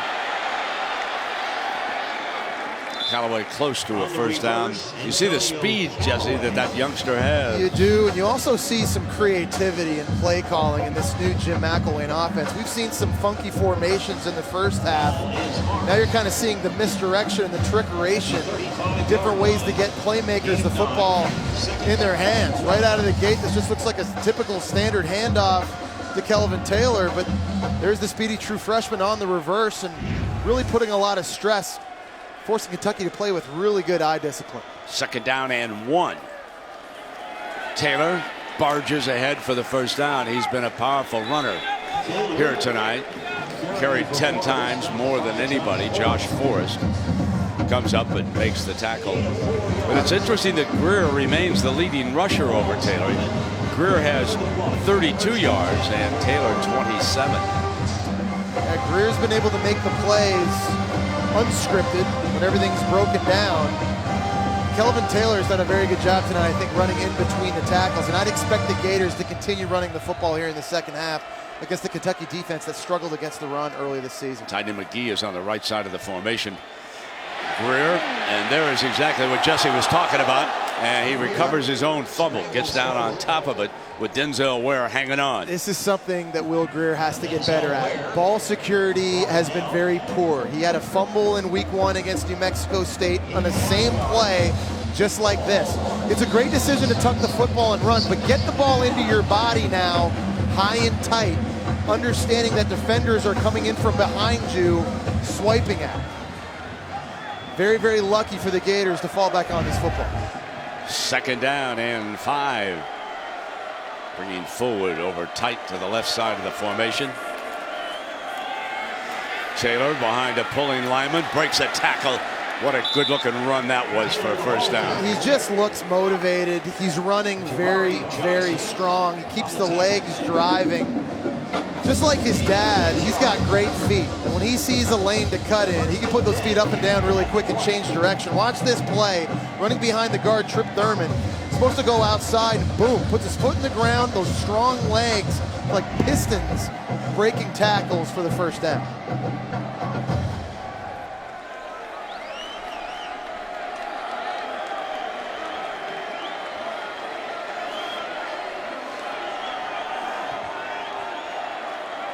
First down and 10. Here's Greer taking off again. Close to the first down marker. Got to the 12, and Henderson with the stop for the Wildcats. It is almost mandatory that the Wildcats keep the Gators out of the end zone this time. Make them settle for a field goal. And again, it was something they did so well against South Carolina. 5 red zone trips. They only allowed 1 touchdown.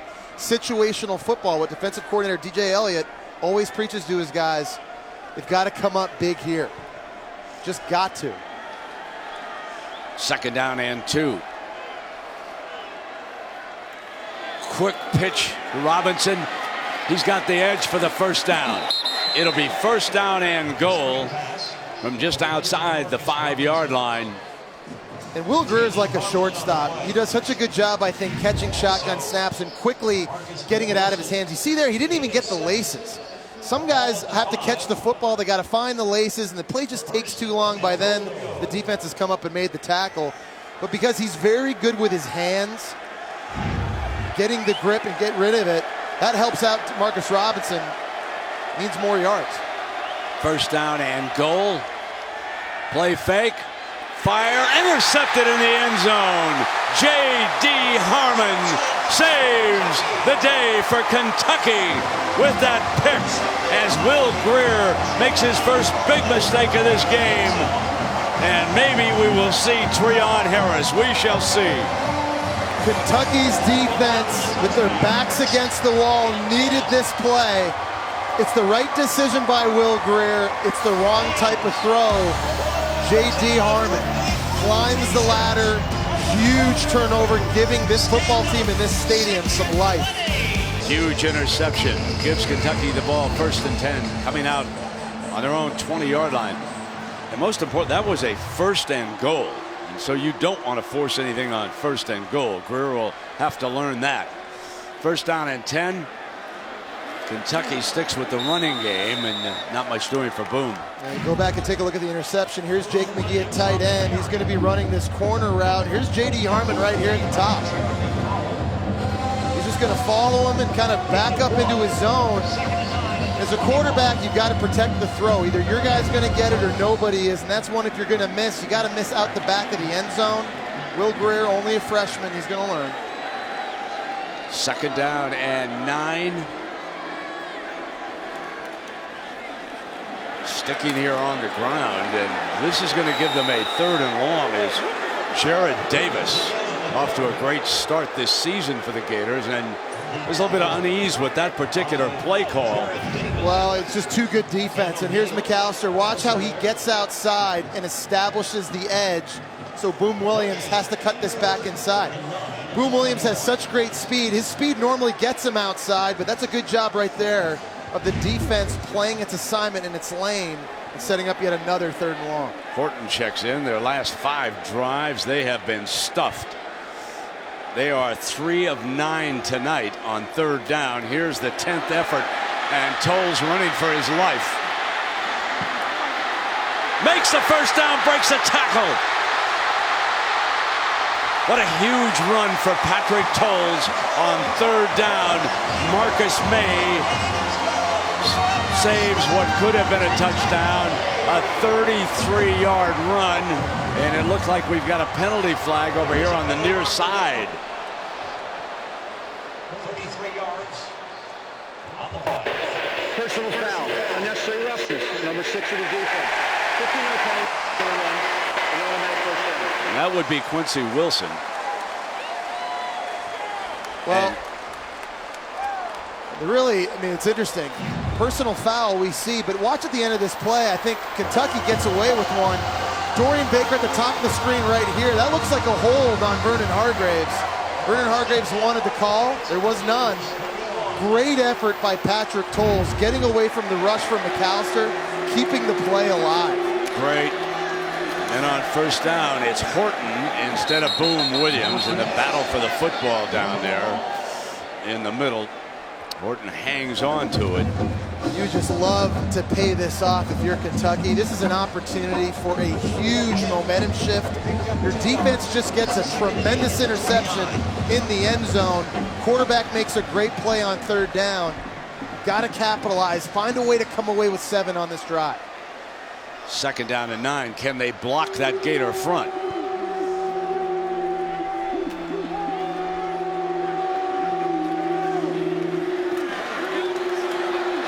Horton slips a tackle, powerful run to the 25, but here's that 3rd down again. It is hard going against that rotating defensive line of the Gators.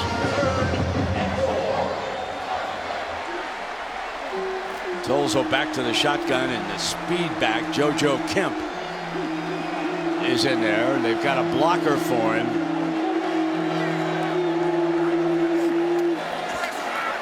Kemp slides, got a first down, slips a tackle. Good run to the 12-yard line. Neal may have saved a touchdown. Really nice job up in the middle of Kentucky's offensive line. John Toth at center gets a block and then chips up on the middle linebacker Davis, and that sets up the hole for JoJo Kemp. First down and 10. Here's Kemp again. Cuts the daylight. Across the 5-yard line. He's to the 4. And you can feel it, Brent. Listen to this crowd. Momentum starting to shift.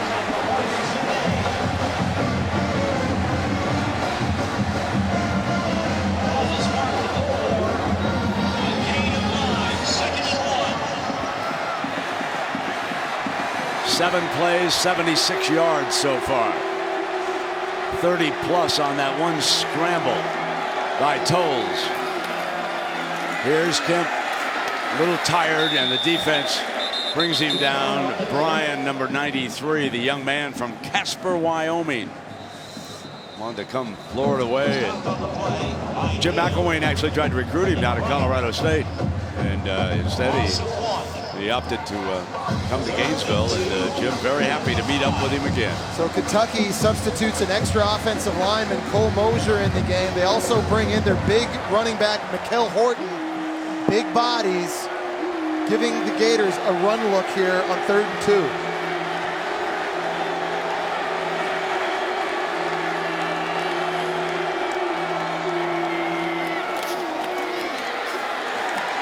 And they'll need a 4th down. Horton could not get it. They're going to need a 4th down to go here. They trail it 14-3. There shouldn't be any hesitation. And they're going. They're bringing in Jacob Hyde. He's normally a defensive tackle at 333 pounds. He's their goal line fullback and a guy they like to run behind. Got to hurry up and get it into him. You know, a big part of me thinks you get the field goal here. It's an 8-point game. It's a 1-possession game. You come away with nothing. I don't know.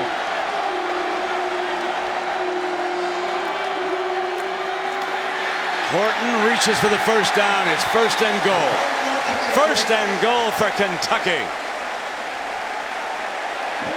What a gamble by Mark Stoops, and what a tough run by the true sophomore Horton. Check this out. There's penetration for the Gators up front, and Horton basically drags middle linebacker Antonio Morrison, and all 235 pounds of him, past the 1st down marker. The toughest 2 yards ahead of him. JoJo Kemp is behind Tolles. Motion. Give it to the receiver, and Baker couldn't get it done. Very good defense by that secondary. Very alert, making the stop. Hargraves, of course, a surefire All-American. Perhaps a top 5 draft choice.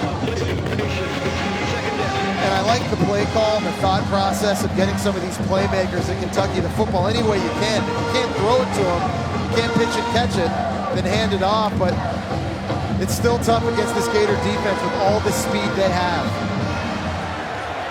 Offensive coordinator Shannon Dawson talking with the head coach Mark Stoops. 2nd down and goal. Kemp. And he gave ground on that one. The Gators jumped it. Jared Davis, number 40, the leading tackler a week ago. Comes up with the play, and now it is 3rd and goal. Lots of penetration, just too much athleticism. Caleb Brantley, number 57, completely blew that play up.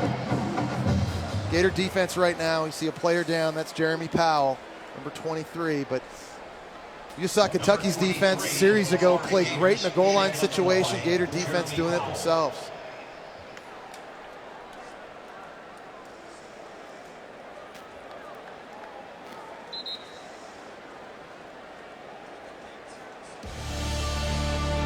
So we're going to take a break while the injured player is being by AT&T, mobilizing your world. Thoroughbred Park in Lexington, Kentucky. About 3 acres, divided into those 5 major areas. Lifelike vignette of the world of horse racing. Of course, this is the center. Great auctions in Keeneland coming up. Their meet. Everything coming to Kentucky when you talk about the thoroughbreds. And right now, they're hoping that their football team can play like a thoroughbred. A third down coming up for Tolles. You know, a guy they could be thinking about is number 6, wide receiver Blake Bone. You see here, he's a big-time weapon in situations like this for Kentucky. At 6'5", he's got the ability to climb the ladder, high point the football, throwing him fades, slants in the back of the end zone. He's a guy that you haven't really called his name very much here tonight, but on the biggest play of the game so far for the Kentucky offensively, this is a guy I'd be thinking about and I'd have in my back pocket if I were Patrick Tolles, the quarterback.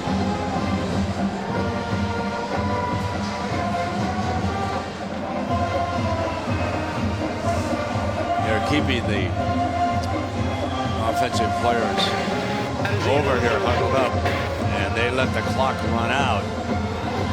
So it will be the 4th quarter.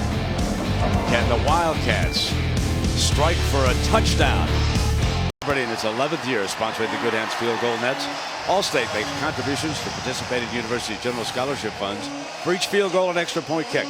Since 2005, Allstate has donated millions in scholarship funds. The Kentucky Wildcats are thinking extra point. They want a touchdown. They've been kept out of the end zone, although they dropped a sure touchdown pass in the first quarter. Horton. We talked about Blake Bone. Here he is matched up one-on-one. Looking for him, Guy to him, and they overthrew him. That's the play they wanted, Jesse, and got it too high. Tabor did not give ground. He was all over number 6. And that's the matchup because it's away from Vernon Hargraves. So look here at Tabor, just tough man-to-man coverage right in his back pocket. And they look clean. I mean, this is exactly where Tolles wants to put it. High and away, and that's a throw that Blake Bones oftentimes comes down with. You just talk about how talented the secondary is from the Florida Gators. Now, the reason why he's kicking this time is that they would need 5 yards to the end zone. Now he will put it on an 8 if this 22-yard field goal is successful, and it is by Austin McGinnis. So it becomes a 1-score game for Mark Stoops and the Wildcats. Now there's just a little bit of pressure on Jim McElwain and the Gator offense. They've got to move the ball. They've got to see if they can get it back on 2 scores. The one thing they don't want to do is go 3 and out and let this crowd come climbing right back in. And Brent, they've got a quarterback in Will Greer that just threw an interception on his last possession. And how does he respond? Coming out here on the road in his first start in a hostile environment. Can he answer the bell? In game 1 against New Mexico State, Jesse, when we were in Gainesville, he fumbled once and turned it over, leading to a score, and he came back and led a touchdown drive. Yep. That's one of the things that I'm sure Jim McElwain has evaluated. How does a quarterback respond from adversity? Can I count on him to bounce right back? This is a very big series for number 7 right now.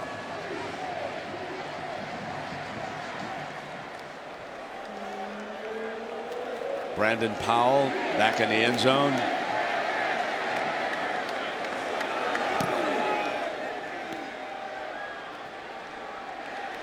Out of the back of the end zone. So it's a touchback. Well, weekdays, ESPN Radio's Paul Feinbaum shares opinions on SEC football, deep knowledge of the conference himself, and then, of course, those passionate callers. The Paul Feinbaum Show, weekdays at 3 p.m. on SEC Network. And I'm wondering if anybody is going to call Paul on Monday and suggest that the head ball coach, maybe, well, never mind. But the head ball coach is going to be under fire from Gamecock fans after their performance against Georgia today. So here we go. First down and 10. Taylor is the running back.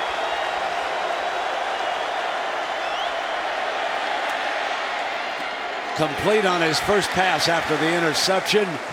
Showers. Well, a lot of confidence in Will Greer right away, throwing on first down and throwing from the pocket. Talked about how he would respond after throwing that interception. This coaching staff, offensive coordinator Doug Nussmeier, obviously have lots of confidence in this young freshman. 2nd down and 7.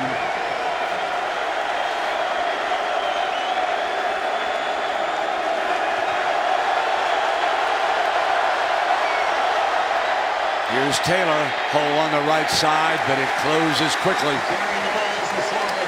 Big 3rd down coming up here, folks. And I think at this point of the game, if you're the Florida Gators, with the game on the line, the game's close, your best players have to touch the football. Demarcus Robinson, the wide receiver, has only been targeted twice tonight in the passing game. Brandon Powell only has 2 catches. These are the 2 most dangerous guys in the perimeter of the field. These sorts of situations, you've got to find a way to get them to football in space. Let them go make a first. Callaway is slotted to the left. It's 3rd down and 6. Powell out of the backfield. Quarterback Greer can't get it.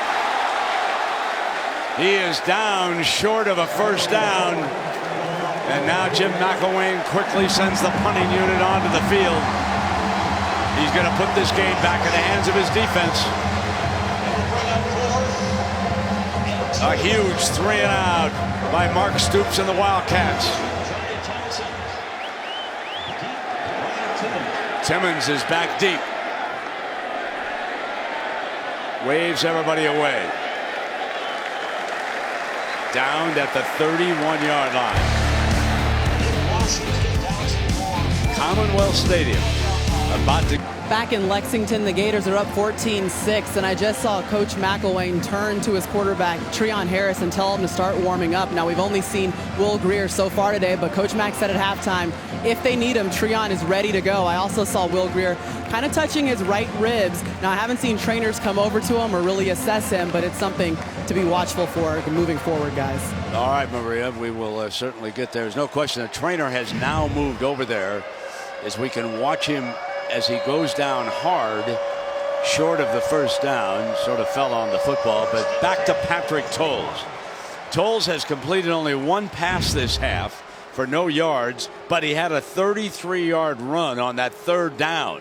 So now the focus is on Towles and the Wildcats going for an open receiver. Got him beautifully. Badette, the speed receiver, and the Wildcats are in business. The fastest of their wideouts finally gets daylight, and Towles hits him. And they got a matchup they liked against Brian Poole. Badette has blazing speed. He's their best deep threat. That's an aggressive play call on first down and a beautifully thrown ball by Towles. Now back with the running game, and Boom Williams. And the first play we've seen these Kentucky receivers that we talk about being young and inexperienced, first play they've made down the field against a very good Florida Gators secondary. Saw a drop early in the game for a touchdown. We've seen another drop, but that's a play that they needed to spark themselves in the passing game and just give themselves a little bit more balance. 2nd down and 7. Kentucky needs a touchdown and a 2-point conversion to draw even here in the 4th quarter. Towles firing again, end zone, incomplete. Garrett Johnson the target that time, and they're getting a little daylight on this talented secondary right now. They're getting about a half a step. Well, and I think Towles has also had some time to throw. The offensive line has done a good job giving him a clean pocket. This right here was a near miss. It's 3rd down. 11:46 to go from the Gators' 21-yard line. Play fake, Horton in trouble. Towles is going to be sacked that time, and that's McAllister. Alex McAllister has come up huge in this game. Yeah, he's had a monster game with speed off the edge, and they've lined him up to the left side over the left tackle, and this time lining him up to the right side. And Kentucky has not been helping their tackles on islands. They're not using tight ends to help block. They're not using running backs to help block. And Alex McAllister has just been feasting all night. So here's McGinnis on for the field goal. He's made 2. This is longest attempt of the night, a 45-yarder. Slips it through. 3 field goals. It's 14-9. It's the money court. Last time Kentucky won in Gainesville, 1979. We got a touchdown, Kentucky. Boom goes the dynamite. Stunned in Gainesville. Can they get it off? Did they get it off? Made to the end zone. Got it. Stoops living. And the Gators have won the ball game in 3 overtimes. That was the dramatic 3 overtime game down in Gainesville. Jesse, you and I were there.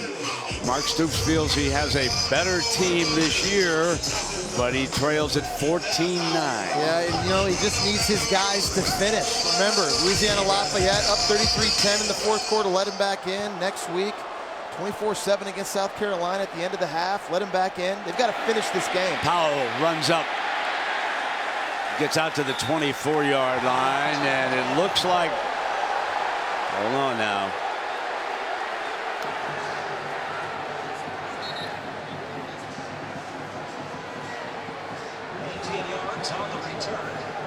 18-yard return coming out by Powell, and it looks like Greer will return. Jesse, your feeling about that? Well, we saw him on the sideline, and as I was watching him in the break, it looked like he was touching his right elbow, his rib cage, his arm. We saw Treon Harris warming up. He hasn't played a bad game, with the exception of the 1 interception in the end zone. If he can go, if he can throw, I think you keep him in the game. This team needs first downs right now. Taylor. Short of the 30. It'll be 2nd down. Huguenin with the stop. And there's so much motivation for Kentucky in this game, Brent. You see Treon Harris on the sideline. But for Kentucky, trying to beat the Gators for the first time since 1986. You want to avenge last year's triple overtime defeat. But remember, a lot of guys on Kentucky's roster from the state of Florida. A lot of bragging rights back home. And you talk about making a bowl game for the first time since 2010. It's games like this in the division.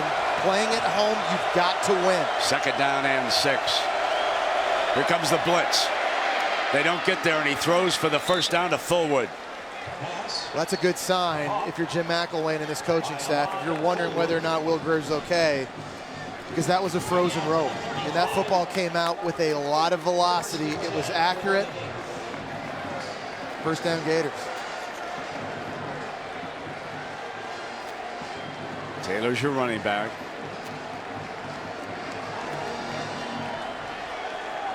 Big burden on this offensive line now. They lost 4 starters from a year ago to the NFL. Not a lot of experience. Play action. Rolls to the right. Short hops it. There was a defender flashing on him, and he may have sent it into the ground, and now he's feeling up in that area just where he was over on the bench when Maria reported that the youngster Treon Harris is warming up. And let's take a look at this throw. Maybe he's got an arm problem here, Jess. I mean, this was short hopped pretty significantly. He got his body around to make a good throw, but just couldn't get the velocity on that one. And right away after he missed, starts reaching for that ribcage there. 2nd down and 10. Hand off to Kelvin Taylor. But if I'm Treon Harris on the sidelines right now, whether or not the coaching staff has told me to start warming up, I am warming up. I think you got to get your mind to go like you could go in the game, and that wouldn't be anything new for Treon Harris. Remember last year, he came off the bench when the Gators were down 9-0 against Tennessee. Late in the game, led them back to a huge road win. Treon Harris battle tested, especially on the road. He's got to keep his mind in this game because there's a good shot he's going to play. 3rd down and 9 for Grier and the Gators. He's in trouble. Breaks free. What a play. It's incomplete, but avoiding the sack. And there is a penalty flag back in the area where the quarterback went down. Yeah, this is going to be roughing the passer, I think, on J.D. Harmon from Kentucky. A huge mistake. Oh, wow, they're saying no flag. Take a look at this. Yeah, check this out again. Will Greer, I'm not sure how he gets out of this. It looks like this is a for sure sack from Henderson. Keeps his feet, throws it downfield. There's Harmon. That was the shot. You see the referee right away threw the flag. He didn't try to hold himself up. I don't think he hit him in the neck or head area. That wasn't targeting, but questionable whether or not that was a late hit. Timmons is back deep. Beautiful punt. There is a penalty flag. Timmons catches it at the 14.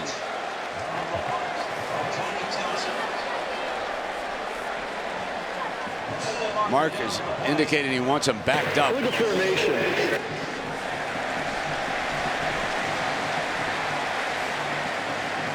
It was a great punt, so Stoops obviously, if he can force a re-punt here, is going to do that.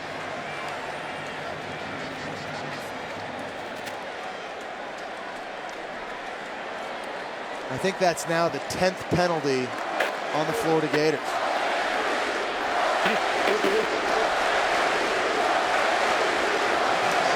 Gators were able to escape East Carolina with 12 penalties last week. Talked about how the culture needs to change around in Gainesville.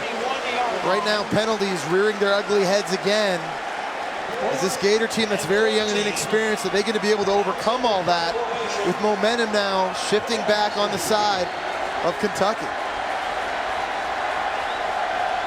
Johnny Townsend.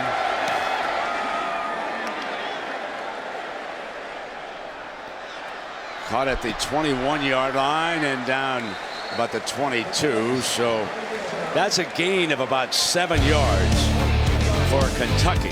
They will have the football here. Dorian O'Kay in studio. SEC right now brought to you by State Farm. Ole Miss into the end zone first. It was 4th and goal. Handoff to Jordan Wilkins around the end.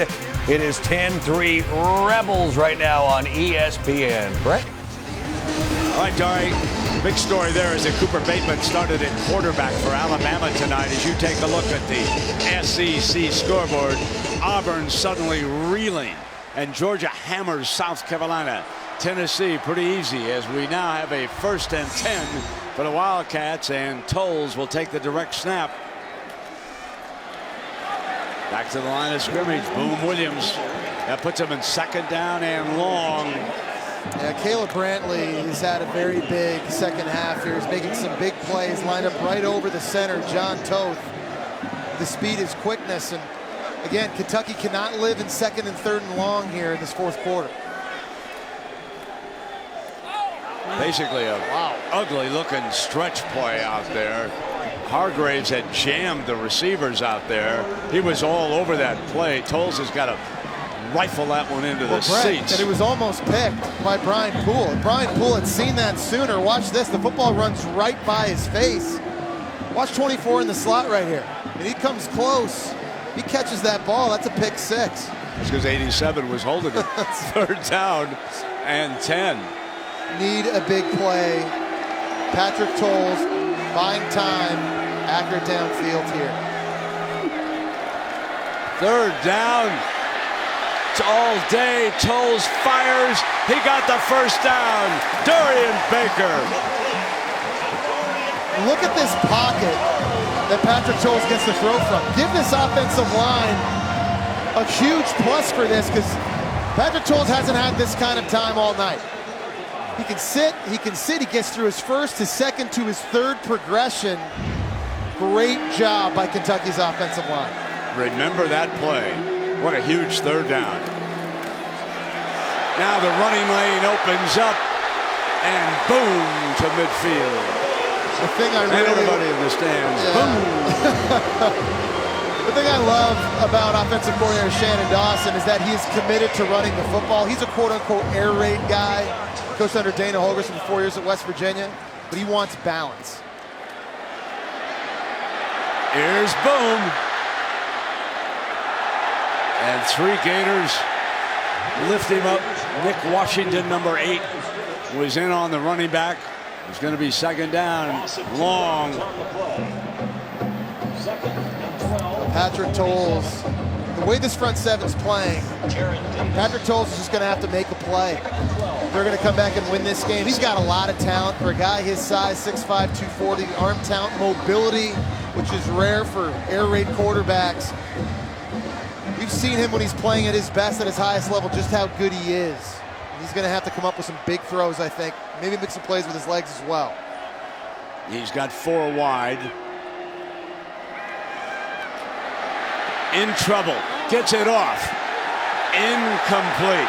Ryan Timmons the target. Well covered by Brian Poole. Brian Poole, one of the better nickelbacks in the SEC. The thing about this Gators secondary that I think is so good is that they're deep. It's not like you can just avoid throwing towards Vernon Hargreaves. We've seen Jalen Tabor look good in one-on-one coverage. That's just a great job by Brian Poole on the outside, getting better body position. Now that the Gators are finally fully loaded with Keanu Neal back on the field after a leg injury, Marcus May back after a suspension in week 1, this may be the best or one of the most talented secondaries in the entire country. Safety's creeping up on him. Towles fires high and incomplete, and that was Hargreaves with the coverage all over the receiver. You know, and Patrick Towles knows that he missed one there. Dorian Baker working one-on-one against Vernon Hargreaves, and that's the guy that Towles wants to throw to in those situations. The ball just sailed on him on this throw, and Patrick Towles knows it right after the throw. My bad. Threw a knuckleball, didn't he? Yeah, he did. Back deep is Callaway, 6'19". Jim McElwain with his quarterback playing with an injured wing. And he knows he's got to eat some clock. Kentucky playing a little field position game. They put the Gators back inside the 20. SEC Network Primetime Football is brought to you by Regions Bank, proud to be the official bank of the SEC. Jesse, Keeneland Racetrack opens on October 2nd. Breeders' Cup is coming to the Cradle for the first time later in the month of October. I've always wanted to say this about a football game. Down the stretch we come. I'm gonna guess you've been to the Breeders' Cup before. Yes. Probably more than once. I've fed some of those ponies. Oh yeah. 14-9. Taylor's a running back now for the Gators. Greer rolls to the right. Good looking run for a first down. Out to the 31-yard line. Down we go to Maria.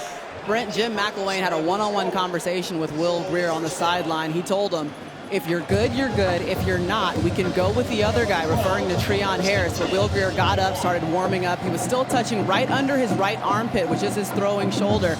But he got up and said he could go. You know, I think the competitive nature of a quarterback, Maria, just wants to, you know, obviously you want to win the game. You also want to win the job. And I think he knows with a win tonight, if he guts it out, he could earn the trust and confidence and respect of his teammates. They go unbalanced to the left. Taylor to that side, and this is what they need to do, is to power for the first down, eat that clock. And the thing about Greer, too, I'm impressed, the toughness overall. I mean, a guy that's not obviously 100% right now, but he's putting his body on the line. Think about that last run we just saw 2 plays ago. A lot of quarterbacks get down and slide. He's leaning forward and diving forward and trying to get the first down. Well, a big part of this quarterback evaluation for Jim McElwain was seeing how players respond, and I think when a quarterback puts his body on the line, they do that. Second down and 5. Quick pitch to the outside. Powell's the blocker for Robinson. Robinson has the first down. Now, at some point, Mark Stoops will have to think about using his timeouts. Let's go back and take a look at this Greer run again if we get a chance. Just 2 plays ago. Not 100%, nothing open downfield. You can slide right there. You can slide right there. But he's not trying to go down. A guy almost takes his head off, does a spin move. I'm just really impressed with the toughness and the fight all night in Florida's Will Greer. Now from the 43-yard line. Receiver wasn't looking. That could have been a disaster. Wow. Powell was not looking. That might have been a pick six. Blake McLean almost was given a gift. Kentucky's defense has been lights out tonight. Let's just point that out. They've only given up 245 yards. They've kept themselves in the game, and you're right, Brent. Brandon Powell never turned around to look for that flat route. Blake McLean was just almost there. That could have been pick six city and given Kentucky the lead. Mississippi now leads Alabama 17-3. There's a changing of the guard going on. Taylor at the line of scrimmage and no further. Third down, and it's a big one. Yeah, and I like Mark Stoops' idea here not to burn timeouts. Leave them in your back pocket for this final drive, this final push. Third down now, an obvious passing situation, and they've been able to get pressure on Will Grier. They've got to finish the play. If they get a chance to bring number 7 down, they've got to do that or force a throwaway. Give Patrick Towles as much game clock as possible with 3 timeouts in his back pocket. McElwain continues to milk the clock. Brings it down to 5. We've got inside of 3:30 now. Screen pass, Taylor. Can he get the first down? He cannot. Now let's see if Stoops uses a timeout here. No indication. He's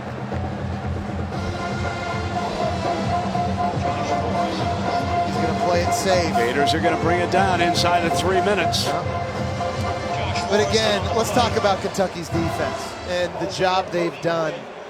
We've talked about how Mark Stoops wants his teams to finish in the second half, and defense didn't quite do that in the first 2 weeks. Well, I'd argue they did that tonight. They have not allowed one Florida point in the second half. They've held up their share of the bargain. Now it's time for Patrick Towles in this offense to do theirs. Mark Stoops is basically giving Jim McElwain a free rein here to milk on the clock. And then he burns a timeout. I don't know why Kentucky didn't use a timeout here before the punt. The clock stops offensively when you get a first down in the college game. That's huge. I understand why NFL teams keep them in their pocket, but you don't want to take the timeouts in a game like this into the locker room. Yeah, Florida calling that timeout. There's no question. Yeah. He milked it and then called the timeout. You could see it coming.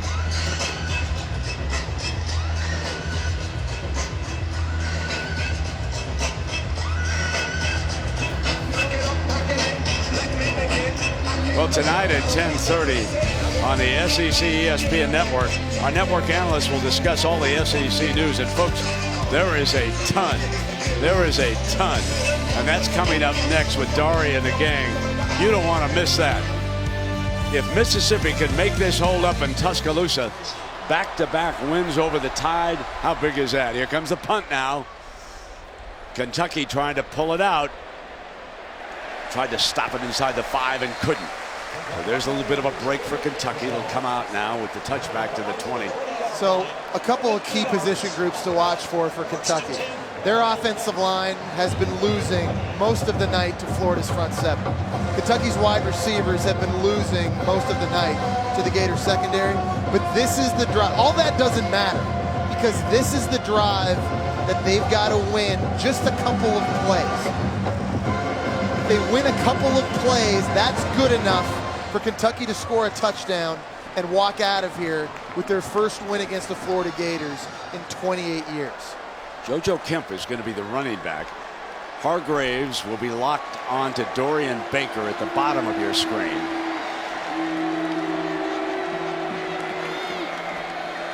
He looks at Baker. Hargraves gave him a big cushion.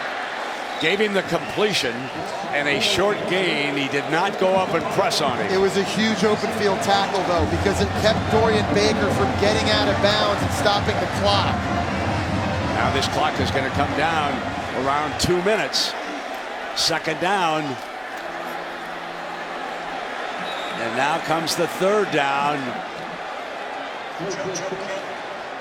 Kentucky not using a timeout here. They're inside of 2 minutes. They're going to try and go tempo, get lined up quickly. This is taking time.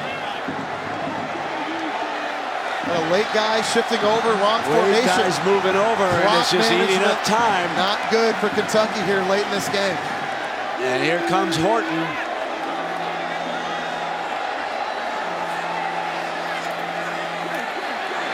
Tolles fires for it. Incomplete. Badette the target, and it's 4th and 3, and Kentucky has no choice. With 1:27 to go, no choice. They must have the first down.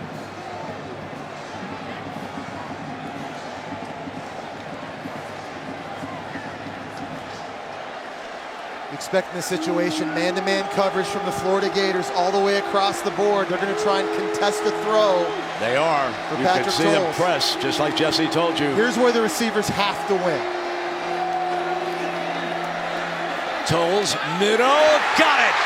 He hit Baker on the move, and Baker with a huge gain to the 48.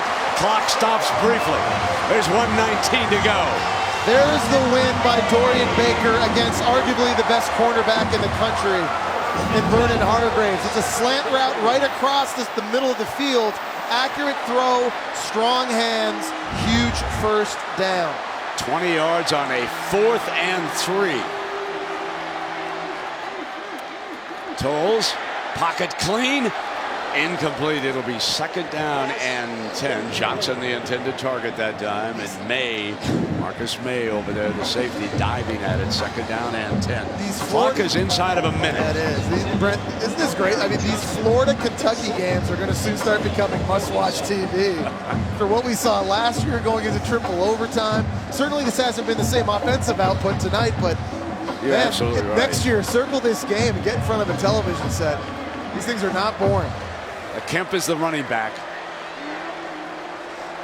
2nd down and 10.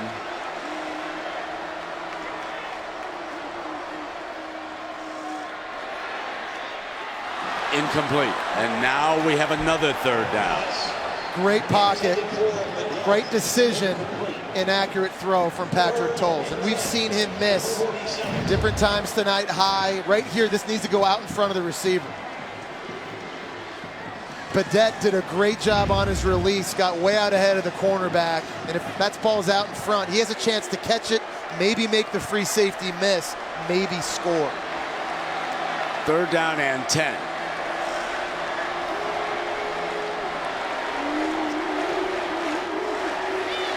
Tolles chased out of the pocket, sacked, a killer. Jonathan Bullard from Shelby, North Carolina. A senior defensive lineman. The 6th sack by this Gator defense as a timeout obviously is called in this situation. Here's the one thing you cannot do in the scramble. Throw that thing out of bounds. Off Feinbaum. And with all the stories breaking around the SEC, can't wait to hear some of the callers to the knowledgeable one.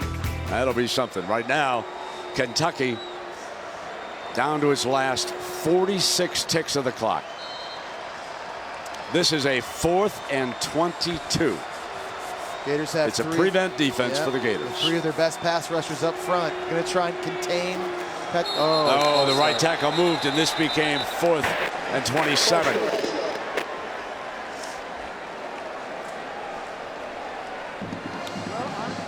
Five-yard penalty against Kentucky. 4th and 27 at the 30. It's just the little things Kentucky has done to make it really hard on themselves tonight, Jimmy, hasn't it been? Jimmy getting his defensive coordinator, Jeff Collins, back over there on the sideline. Coming the get-back guy. They won't have too many men on the field. 4th and 27. Tolles steps away. He's got a big arm. Going deep. Intercepted. Picked off by Wilson. And that is going to do it. 29 straight years of agony. You got to give this Gator defense a lot of credit. I know we've talked about how well Kentucky's D has played, but Florida's been just one better. Marcus May gets back at safety. There's Quincy Wilson going up and high-pointing the football. You see Patrick Tolles disappointed, grew up a Kentucky fan, waited a long time for this opportunity. I'll say this about the Gator defense. They're going to give them a chance to win games right now. It's been a staple of this program for years, ranked in the top 15 each of the last 4 years, and with a young offense, playing in a new system, with a new quarterback as they kind of work through their growing pains. The good news for the Gators is this D is legit. And also, I think Jim McElwain has settled on a starting quarterback. I think he demonstrated that here tonight. He went the distance with Greer. And let's take a look at tonight's AT&T strong performance. And it's been running the football from Will Greer. His numbers passing it pretty pedestrian, but on critical down and distances, he's been really good creating with his legs. Remember, this is a dual threat quarterback coming out of high school. He showed that off today. None bigger than probably the first fourth down in the game on the goal line when there was a broken play and he ran it in for a score, but not 100%, got dinged up a little bit in this football game. You got to be impressed with his toughness, and I'm interested to see how this team responds to that throughout the week in practice and moving forward this season. Florida never trailed in this football game. Kentucky dropped a touchdown pass in the first quarter, then threw an interception. The Gators marched down and scored the first touchdown, led 14-3 at the intermission. Kentucky settled for a couple of field goals in the second half. Bitter disappointment, but the Wildcats, who are an improved team, will now regroup and get ready for Missouri's arrival here next week. So Missouri comes in and they struggle today against Connecticut. So for Kentucky, they can't let this one loss spoil their season. No, they can't. Listen, if they have a chance, they have the talent to make a bowl game for the first time since 2010. If they're going to do it, they're going to earn it. 9 opponents on their schedule this year went to bowl games a year ago. But what about the Gators now? Big game next week at home against Tennessee that haven't beat them there since 2003. Going to play Ole Miss after that. We're finding out a lot about them tonight against Alabama. They look for real. And they're going to play the struggling Missouri team themselves. And then LSU and Georgia. Interesting to see what happens with the Gators in the East. Let's go to Maria Taylor with Coach McElwain. Coach, you led this entire game, but you certainly faced some adversity. Let's go back to the defensive stand that you needed to win the ball game. What were you thinking on the sideline with your D on the field? I'll tell you what, our defensive guys came to play and did a heck of a job, and this is a good football team. They're going to win a lot of games. He's got them believing, they're playing hard, and for us to get a win on the road like this in the SEC, this is what it's all about. And we've just got to keep getting a little better. I saw you talking to Will Greer on the sideline. What was he battling through towards the end of this game? Oh, he was beat up a little bit. He probably ran when he could have thrown, but he's going to be a tough guy and made some plays with his feet. But, it's just I got really happy for these guys because they played their tails off and figured out a way to win. We saw Greer the entire game. Would you say that the quarterback battle is settled and he's the full-time starter now? I wouldn't say that right now. We felt he was doing okay, and we'll look at it and get it evaluated. And you know what? Here's the beautiful thing. We'll enjoy this for about 12 hours, and we'll go figure out what to do next week. You wanted to see your team really respond and have more discipline on the field. Do you feel like they took a step forward in today's game? No doubt about it. And, it was great to see. And, like I said, we've got a long ways to go, but I'm sure glad that I'm their coach because that's a bunch of good kids in that locker room. Thanks for your time, Coach. Thank you. All right, Maria, and Jesse, I know that you want to talk about the coach's outburst last week, if you will, in that narrow victory over East Carolina and all the penalties that the Gators had. I mean, with respect to what happened to Kelvin Taylor, listen, if you've played football, that's probably happened to you at one point or other in your career. Normally it happens on the practice field or in a meeting room. What made that instance, I think, a little bit different was that it happened in a game on national television. And I don't think that Jim McElwain's ire, his fury at the moment was because of totally the throat slash. I think it had to do with 12 penalties and a couple of unsportsmanlike conduct calls earlier in the game, and it all kind of just built up on number 21. But I can't say enough of how impressed I was with the way Kelvin Taylor handled that, not just in the moment on the sideline, but also after the game, tweeting his support for his head coach. Message received to him, Kelvin Taylor and the team. I think Jim McElwain learned something from that as well. I think he was embarrassed from the situation himself. The team moves on. It's an impressive win tonight. Defense played great. You still got to clean up the penalties, Brent. Still had 10, and it could have cost them this game. But if you're the Florida Gators, you take the win, you build. These games keep getting bigger. And next week is probably the biggest one they've played so far, a very talented young Tennessee team that's much better than anything they've seen from Tennessee in the last couple of years. big part of the defense. Vernon Hargreaves, he's down below with Maria. You know, Vernon, last week you had to watch on the sidelines as your team played. So what did it mean for you to come back and make an immediate statement with that interception to start the game? It was hard to sit out. I haven't missed over 23 games or something like that. So it was hard, but, you know, I had to keep my guys going on the sidelines. And, you know, I've been ready. I've been ready to play, and the ball came my way, and I just had to make a play. You know, your defense had to get on the field and practically seal the game. What was going through your mind, and what did you guys talk about coming back on the field for the final series? We knew we had to come back on the field. That's what we practice. That's what we do. We do it every day. So it was nothing new to us. It was just like another practice to us. Coach really challenged you guys as a team to be more disciplined in this game. What was your focus from a locker room perspective and the players' eyes? Obviously, staying disciplined, eliminating stupid penalties, and tackling. We got to tackle. We got to do a better job tackling. You know, miss a lot of tackles, but, you know, we played good enough to win, so that's all I can ask for. What momentum does this give you moving forward as you host Tennessee at home? Well, you know, we're 3-0 going back to the swamp, so it's all the momentum we need, and we're looking forward to play Tennessee. All right, thanks for your time. Thank you.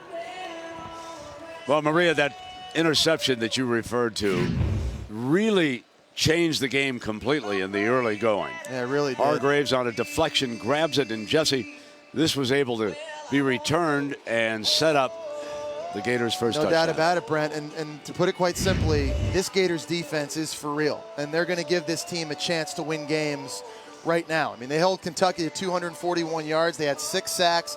Their secondary is one of the best in the country now that they're fully loaded. The front we saw tonight, they can stop the run. They can get after the passer. They're deep. And that's huge for this team coming up. Think of the explosive offenses they're going to play soon. Tennessee, Ole Miss, they can score a lot of points, scored more than 70 in their first 2 games. LSU, Georgia, this is all coming up on the horizon. And again, while this offense kind of goes through these growing pains, the defense is going to give them a chance right now. And I do also want to point out Will Grier at quarterback. You know, I think this football team took a big step tonight in finding who its leader is early on offense. I think Will Grier, while the statistics don't jump out at you on the page, he gained a lot of clout, I think, tonight in the locker room with the way his teammates are going to respond to his tough performance. So unless there's an injury or more severe than we saw, and he's able to come back and play, we would fully expect Grier to be the starting quarterback when the Gators go back home next week and play the Tennessee Volunteers. That'll be tough going, by the way. No doubt about it. You've seen Josh Dobbs and this young, talented group that Butch Jones has recruited in Tennessee. They're explosive. They're better on every facet of the ball. They haven't won a game in Gainesville since 2003. It could happen next weekend. Gators got to bring their A game. The hex continues. 29 straight years. My, oh my. When will it finally end?